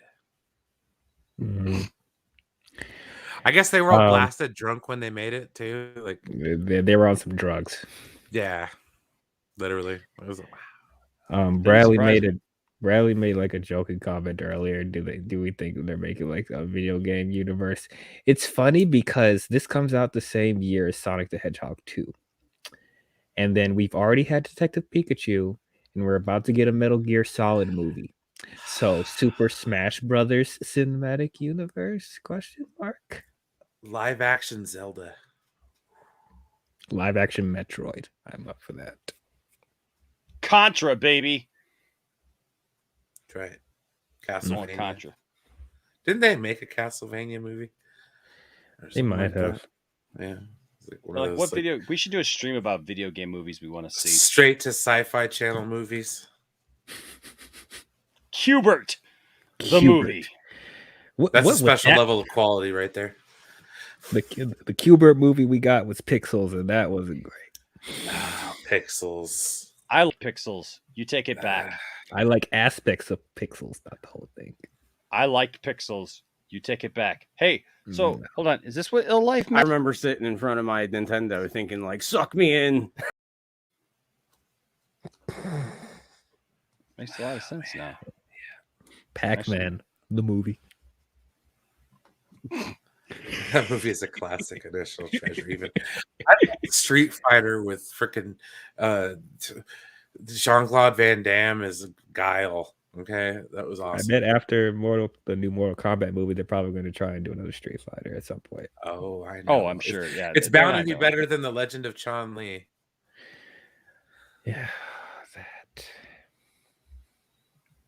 that's just what I want to see. I want to see the Contra movie, and I want it to start off like, Captain, we're getting a signal from somewhere. What's it say?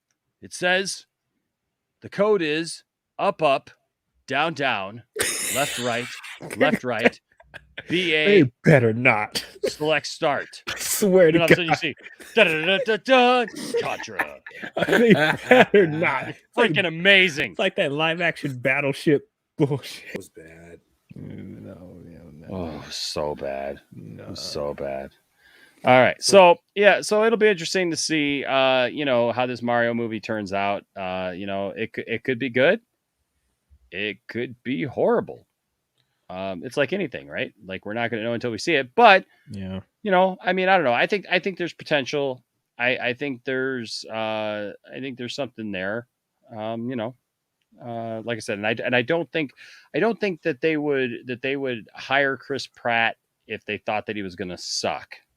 Like they got a lot riding on this, because I do agree with the comment that was up here earlier that if the movie doesn't do well, we won't see much out of Nintendo, for quite a while. I feel like they'll pack it in. Keep your power glove off her. Oh man, I used to have one of those things. Those were legit. The Nintendo Power Glove. Oh man, I just saw one the other day. Somebody was wanting like $100 for one. Man, I was like, they weren't that great back then. So, fiber optic technology, dude. You go like this and you turn. Yeah, but they didn't really work that well then. Like they didn't even work that well back then. So who knows? But it'll be interesting. I need a trailer. I need to see how their voices are. Maybe I think that'll be the make or break on that. The voices, and the design of the movie. Don't give me the generic Illumination animation garbage. Please do something different. Can we get a scene? Can we get a scene of Luigi doing something Mario like this? 64. Can we get a scene of Luigi putting some kind of plan together? That'd be awesome. Oh boy. Be freaking awesome. All right, so the last thing I got for the Wizard, Eli, dude, yes. Remember the Wizard with Fred Savage? That was what they announced Super Mario 3 for Nintendo, and that's where the Power Glove came in because the kid in the thing had the Power Glove. So that's where they announced Super Mario 3 and the Power Glove. So heck yeah. Track and Field the movie. The old foot pad. We Fit Excite Sports. Mike. The movie. We Fit Sports.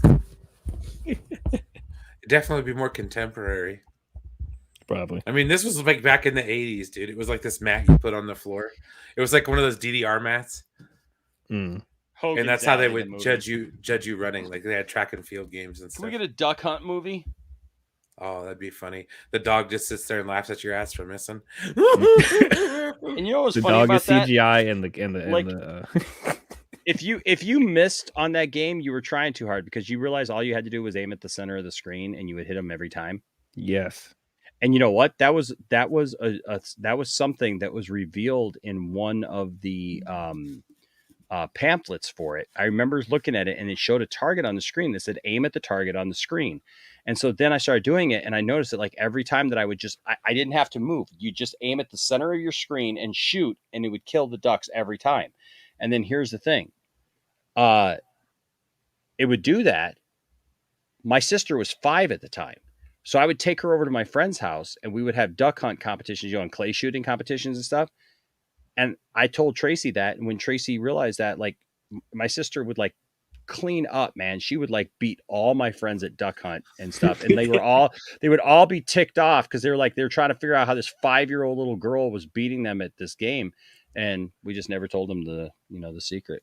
Yes. Well, yeah, Spherical Man, the second player could control the ducks, but that was things like once you knew that you could actually shoot the center of the screen and it would automatically die. Yeah. Tetris, the movie. Zelda movie. I like Mike Tyson's Punch Out. Mike Tyson's Adult Swim Punch Out. Okay. Oh my God. He says Tetris the movie, but if you actually like told the story about getting Tetris out of the Soviet Union, that would be a very interesting story. Like I've seen some of it in like a little bit of a documentary about the story of Tetris, and like it was really funny because it was like a military science program, and the dude was just like doing it on his off time or something like that. Really? And, yeah, and it was traded throughout the Soviet Union, and then like it got into the West. And it kind of spread like wildfire. And then like the Soviet Union was like, well, what the hell, dude? You're making money off our game. And it's like, wow. It's a pretty interesting story. Like I said, it would make a good movie. Going out with your duck at 5 in the morning. Michigan. Excuse me, going out. I messed that up. Going out with your dog at 5 in the morning, trying to shoot some ducks. Pure Michigan. Oh, yeah. There you go. That's our slogan in Michigan is Pure Michigan. Pure Michigan. There's some guys who do some funny takes on that, like stupid stuff, Pure Michigan. Was that Tim Allen or whatever that does the Tim Allen did a bunch of them, yeah. Tim Allen did a bunch of them, yeah. Yes, man, gotta love that. All right, so the last thing, speaking of Pure Michigan, no, unfortunately we dodged this bullet. He's not from here. At least that I know of. But Tiger King 2, oh boy, announced by Netflix. Live from jail. Listen. You guys can make fun of Tiger King all you want. I didn't even watch the Tiger King. Me neither. You know you're gonna watch it. It was an absolute phenomenon. Yeah, so is Game of Thrones. I haven't finished that still. I'm just saying. It was a good show. It was very interesting. And to this I want to day, see that kind of stuff, I'll just go to a family reunion, dude. But dude, you didn't watch this though? No, Brian? I didn't. No. I didn't Brian, have you gotta Netflix watch during it. the first half of the pandemic. Oh, so it was dude. like when everybody was watching it and talking about it, I'm just like all out of the loop, just sitting in my little square on StreamYard. It's just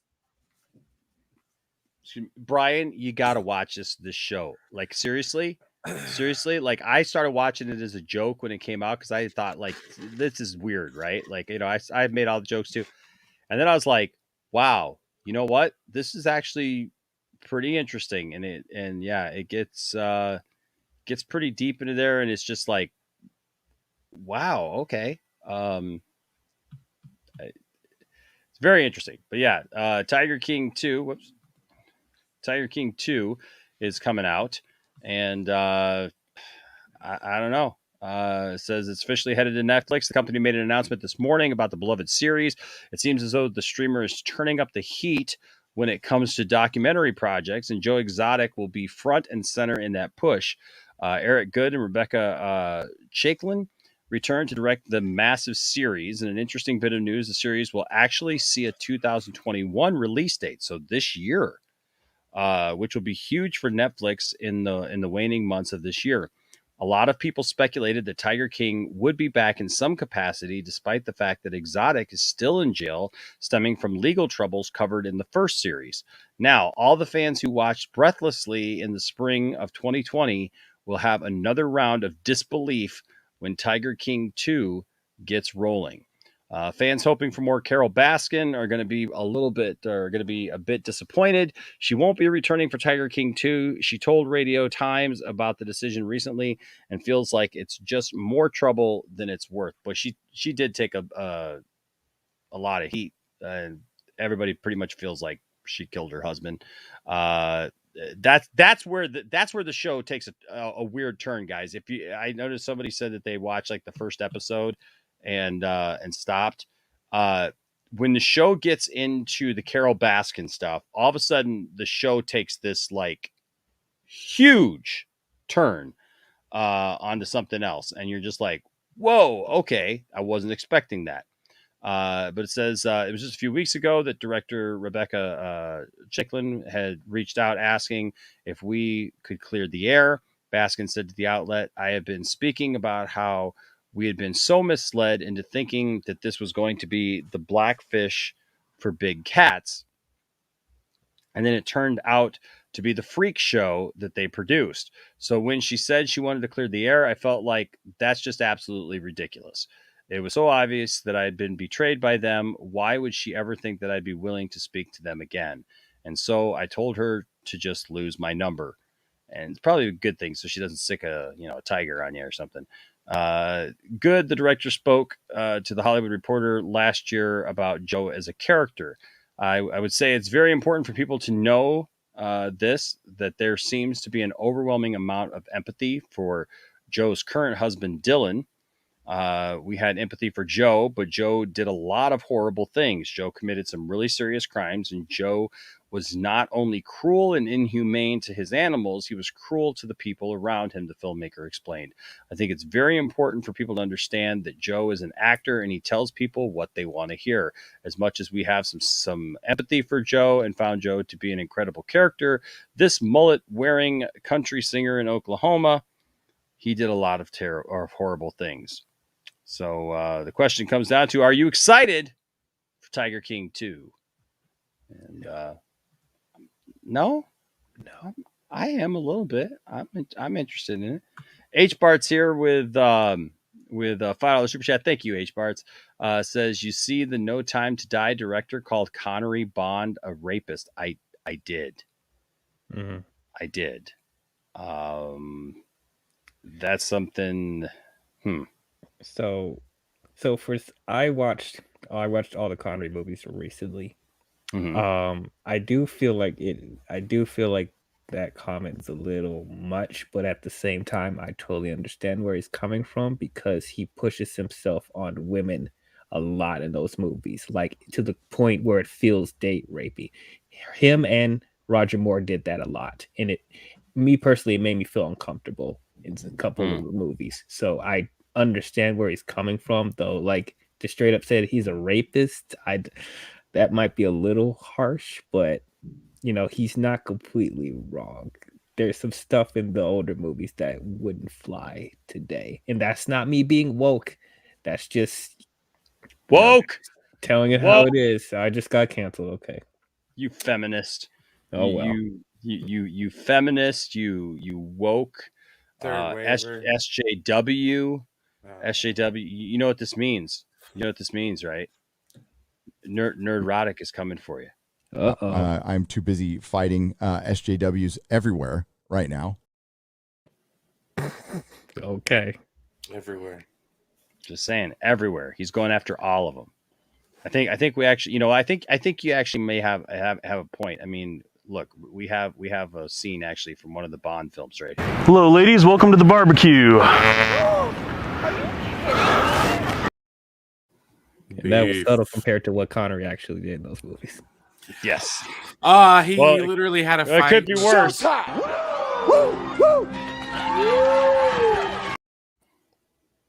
It was a different era back then. Yeah. It was. So, yeah, I don't know. I effed up. Go ahead. 'Cause it's like, I mean, everything was a different era back then. It's like, when do we stop excusing it? And it's like, and at that point, what do we do? Like, as a society, do we like use it as a learning experience, or do we bury it in the sands of time? You know what I mean? So it's like, I don't know. Right. I mean, I definitely don't think we should like cancel Connery's Bond because I still think he's one of the best portrayals of Bond, but it's just there's just certain aspects that just show the time period. It just doesn't feel right now. Well, perfect example is his fight with Pussy Galore. Yeah. Like, dude, like he literally just wrestled her and made her succumb basically. Yes. It was yeah. No, I can totally see where they're coming from on that. But like I said, though, I don't know. It's tough because if that's okay, but something else is not, you know what I mean? It's like, so where do you draw the line? I don't know. It just mucks things up. Mm-hmm. Yeah, and look, and I'm definitely, I don't think that I don't think that we should just lock things up in a box somewhere back in the past and act like they should never be seen again. I had somebody tell me last year that they thought, this is somebody who had never seen the Dukes of Hazzard, by the way, never seen an episode of the Dukes of Hazzard, literally based their entire thought process on the Dukes of Hazzard simply on the fact that there was a Confederate flag on the roof of the General Lee. Oh, and it was called the General Lee. Told me, as a kid who grew up with that show, a show that never showed any kind of racism or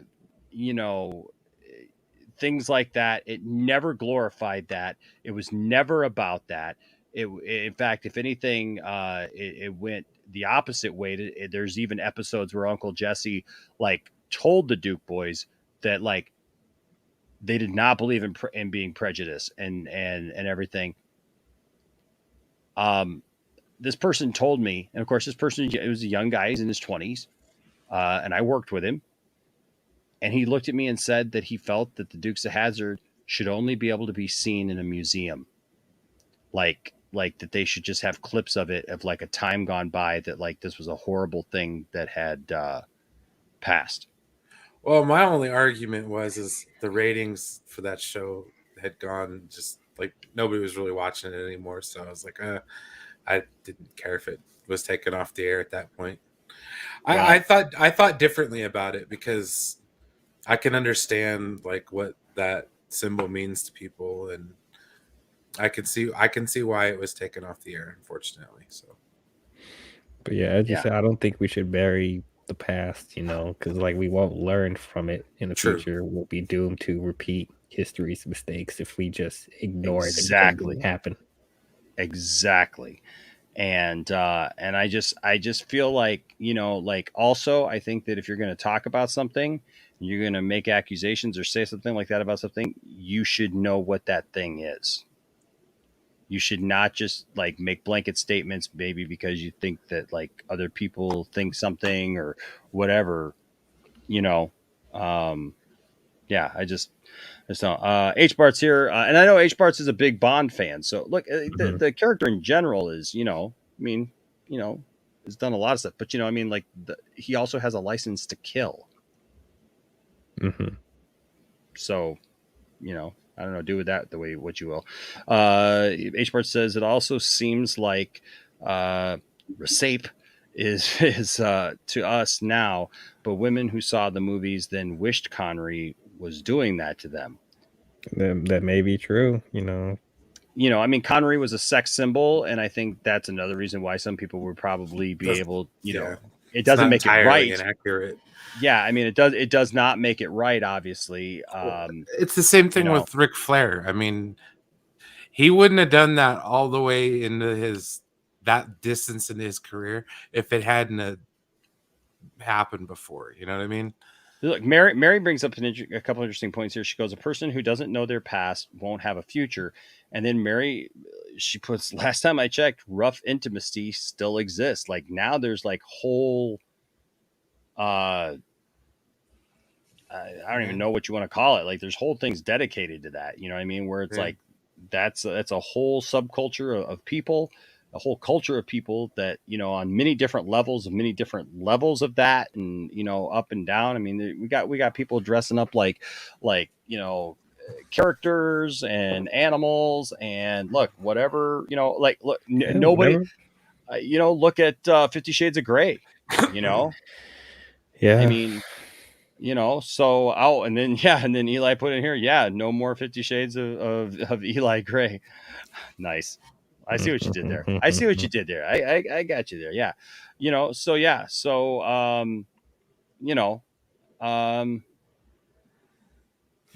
don't know. I don't know. I don't think that you can just hide things away, and just act like they don't exist anymore. Because I think that if you do that, you're asking to be ignorant. And when I say ignorant, ignorance is different than being stupid, right? I mean, or just uneducated. Like ignorant means that you just don't know. And if you just choose to bury your head in the sand and just not know what things really are, I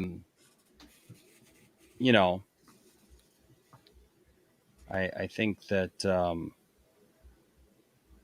you're choosing something that it's going to cause you more problems in the long run. I think it's going to cause society more problems in the long run. Like DL said, if we choose to forget the past, because then people don't understand this, that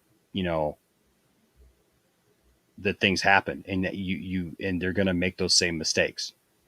They're going to make those same mistakes one way or the other. And so, so you got to be able to learn from your past.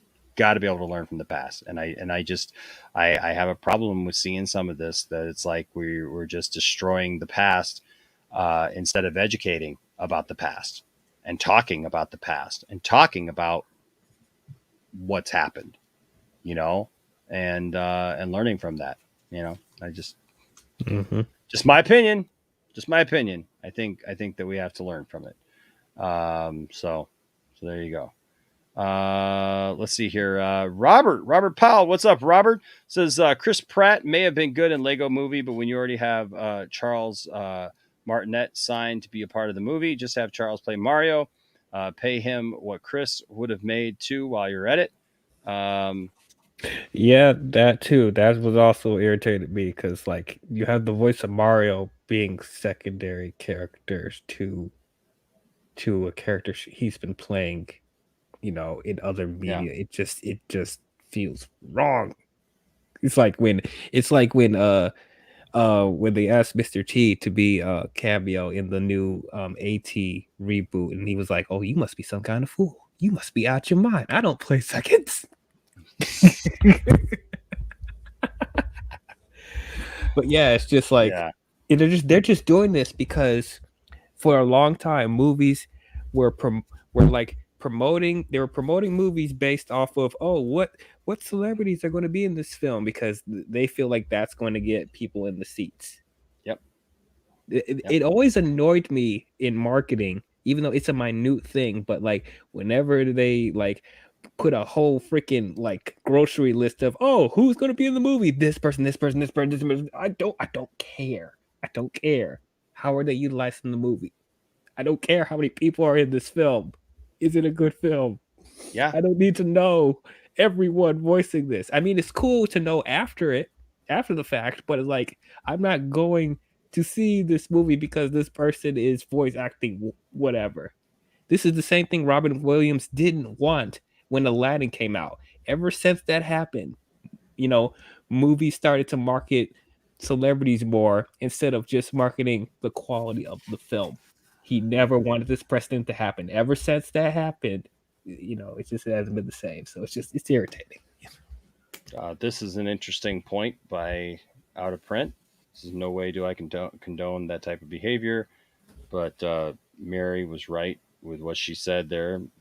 With that culture, there's a culture out there with, look, there's people who are into a lot of different things. Eli says here, my kids said, did we really go to the moon?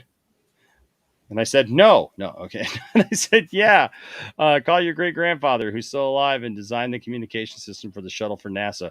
Oh, so you're part of the problem. Your family's part of the charade. Part of the charade. No, just messing. How much are they paying him to keep quiet? Yeah. Yeah. Right. Yeah. So, there's just, hey, Zeno, you ain't wrong. Nah, man. You ain't wrong. He's not my favorite. He's actually my least favorite. But that's just me. Well, looks like DL had some issues with his internet. Sorry about that, buddy. Yeah, I know it's not a popular thing. I know a lot of people like Roger Moore. I'd say Timothy Dalton was a lot more aggressive, but that was just my opinion.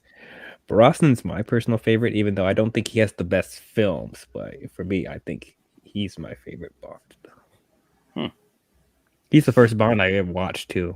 So I guess there's kind of like there might be a little. What's going on? Oh, good to see you. Oh, everybody, that's the funny thing is everybody now we've gotten to a point where everybody's got their favorite Bond, just like everybody's got their favorite Batman. H. Bart's here says, did my free 5-month chat show up? What's that? Free 5-month chat. I don't think I get that one. Richard Dawson was my favorite Bond. Richard Dawson. Dude, that dude would have gotten canceled left and right nowadays. You know who Richard Dawson is? Yeah, the host of Richard Dawson Family was the Feud. original host of Family Feud who would like kiss every woman like with their husband sitting right there. He'd just be like, hey, baby, come here. Mwah. That's your husband right there. Guess what? You know what? I just did that right in front of your husband. What you going to do? I'm the host. You like it? Get off my show. Oh, dude. Okay, so we're an hour. Yeah, we're an hour 3. I think I could probably. It's a free. I'm about ready to go to bed. It says it's like a free super chat for being a member for 5 months. That's funny. I bring up your chats anyways. So I got to tell you, you ever like have autocorrect, right? Mess up something that you say. Mm-hmm. So Tiffany the other day decides to text me, and I'm at work and I'm like, wait, what? What did you say? She was trying to tell me that she had something that she wanted to do when we got home from work. But this is how it came out. I have something I BBC want to do when you get home tonight. Wait. Read that again? Yeah. I have something I BBC want to do when you get home tonight. And I said, BBC? What's that doing? What's that doing in your autocorrect? It's like BBC. Then I joked with her. I said, if we're doing threesomes all of a sudden, I'd rather kind of ease into that instead of just going full on BBC. If we could. And then she goes, dang, stupid autocorrect, LOL. Yeah. I thought it was funny. I should show the Family Guy clip as an example. Which Family Guy clip? Which Family Guy clip? I got it. Only got a couple of Family Guy clips. Let's see, which ones do I have? Oops. Before I was old enough to date, I'd already experienced a dozen glorious romances. That's Betty White. That's Betty White. That ain't the right one. Best butts to sniff at the park. I don't think this is an article for human readers. Now hold on there, Stewie. Just hear the man out. Thank you, Chris. Let's see. I do have. Hold on a second. Where is it? I'm trying to find it. I got this one. No way. I will give you all my Star Wars guys if it is. Wait. Except Boba Fett. No matter how sure I am, I never risk the Fett man. You don't have the clip. He's talking about the Peter as Richard Dawson. Oh, yeah. I'm like, sorry, man. I think we got a show. Oh, yeah, we got a show. We definitely got a show. Oh, yeah, there's a show.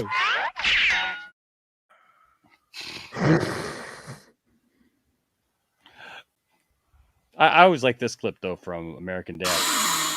You're an ass. Your mind is an explosive source of shitty ideas, and all to do what? See, I could take Family Guy and all that stuff in like 5 to 10 minute increments, but when I had to sit down and watch a whole show of it, I'm just like, nope, I can't do this. I can't do this. Or maybe 2-minute increments, because that's how long the jokes are. Like I could take it in 2-3 minute increments, but watching a whole show, I'm like, nah, yeah, this is too much. No, like. So you're saying, what you're saying is, again, is you can take it in 2-second increments. I know you're trying to force that into a sexual innuendo. I don't think.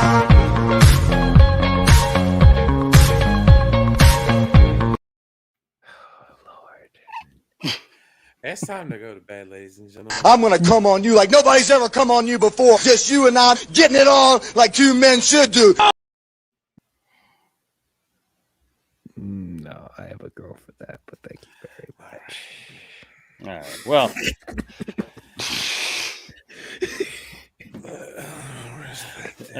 All right. Well, guys. So I think we have covered everything tonight. Yeah. I think we got it. I think we got it all out for sure. Yeah. Oh, that's sweet. What are you laughing about? Nothing. We got it all out. Yeah, we did. Hey, H-Barts, tell your dad I said hi, man. Tell your dad I said hi. H-Bart's dad is a good guy, man, and I had a fun time when we went to go to H-Bart's birthday party. By the way, if you want to see that video is right here on the channel. We went to H-Bart's 21st birthday. Today's my birthday, and so yeah. So tell your dad I said hi. I'm glad he was asking. That's cool. Let's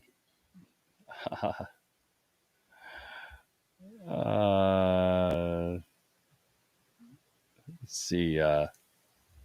Enosh, today and tomorrow is going to be a Defoe day. Okay. Today is the Defoe day. Yes, as always. All right.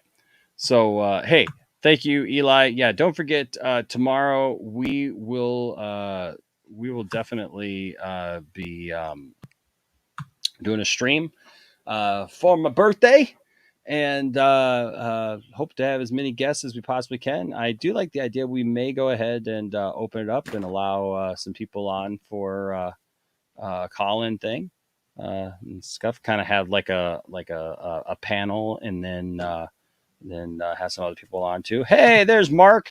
There's Benson's right there. Thank you so much. Appreciate it. Appreciate the love. Appreciate the love. Yes, happy birthday. Turn it up. Turn it up. All right. Happy birthmas. Happy birthmas. I like it. Happy I like birthmas. it. Happy birthmas.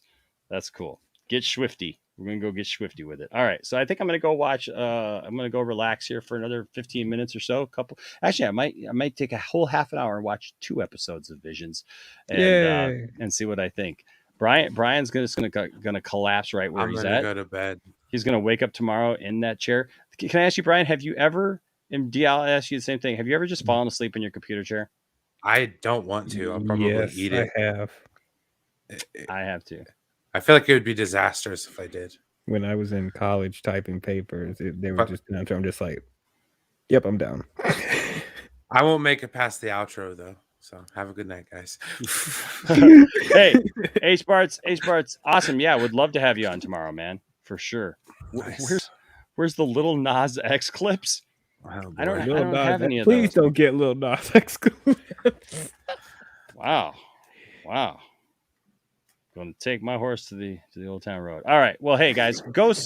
I said it earlier, but if you haven't already, please go subscribe to Brian Master and None. He deserves it.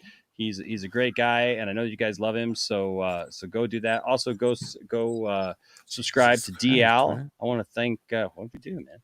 I want to thank these guys for coming. For coming on tonight. Thank you guys for being with me on my birthday show. I think, you know what, DL, I was glad that you got to come on, because like a lot of times you come on and like, I don't know why it is, like the times that you come on, a lot of times like somebody else comes on and just like talks right over you. And I try to bring it back to you, man. I really do. I appreciate it. Yeah, that's it. Like I don't like talking over people. And there's a lot of passion. We have a lot of passionate nerds here on the panel, so it's like I always like to hear their takes on stuff. So there you go. Not the biggest, not a big. Well, yeah, but I appreciate you being here, and I like your takes and stuff. I'm going to give you guys a little flashback moment. Are you ready for this? For all of you people my age, you guys remember these right here? Yep, that's a Batman Returns magic slate. Paper saver is what they called it. You could write on there, see, like that. You could do your drawings and stuff. See there? And then you just lift it and it's magically gone. Ooh. Isn't that cool? Isn't that cool? Yeah, so there you go.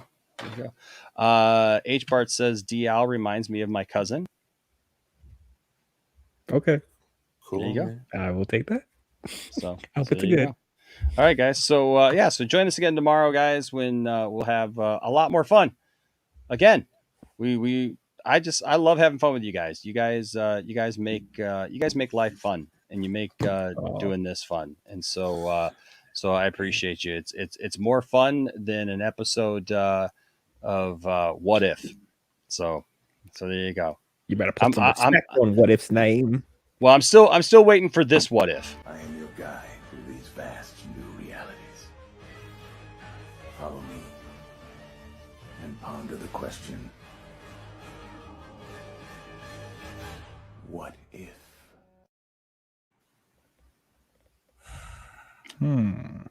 That would be an episode of What If to remember. Just saying. So, all right, guys. Hey, remember, don't let anybody tell you that your fandom doesn't matter, and don't tell anybody else that their fandom doesn't matter either. But you know what? Seek to have good conversations and talk stuff out, right? Talk stuff out. Have some fun. And after you're done, go get lunch. And Brian, where is our favorite place to go get lunch? I think it's a ditch off the side of the road on a highway somewhere. All over town, people are talking about the lunch trench. It's the ditch where you can eat your food.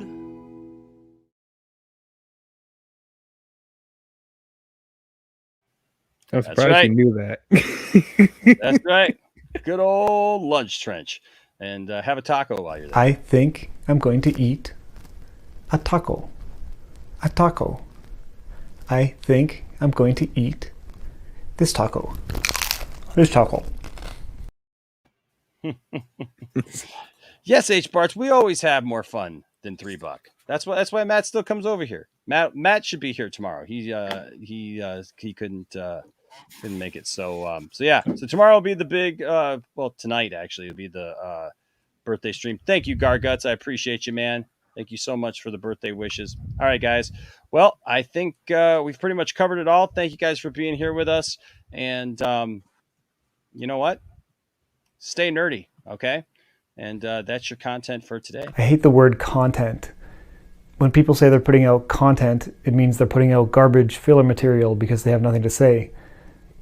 With that being said, I have now completed my content for the day. We talking about bands, but I still bust the heat. We've been going on for like 4 hours now, like Zack Snyder's freaking Justice League.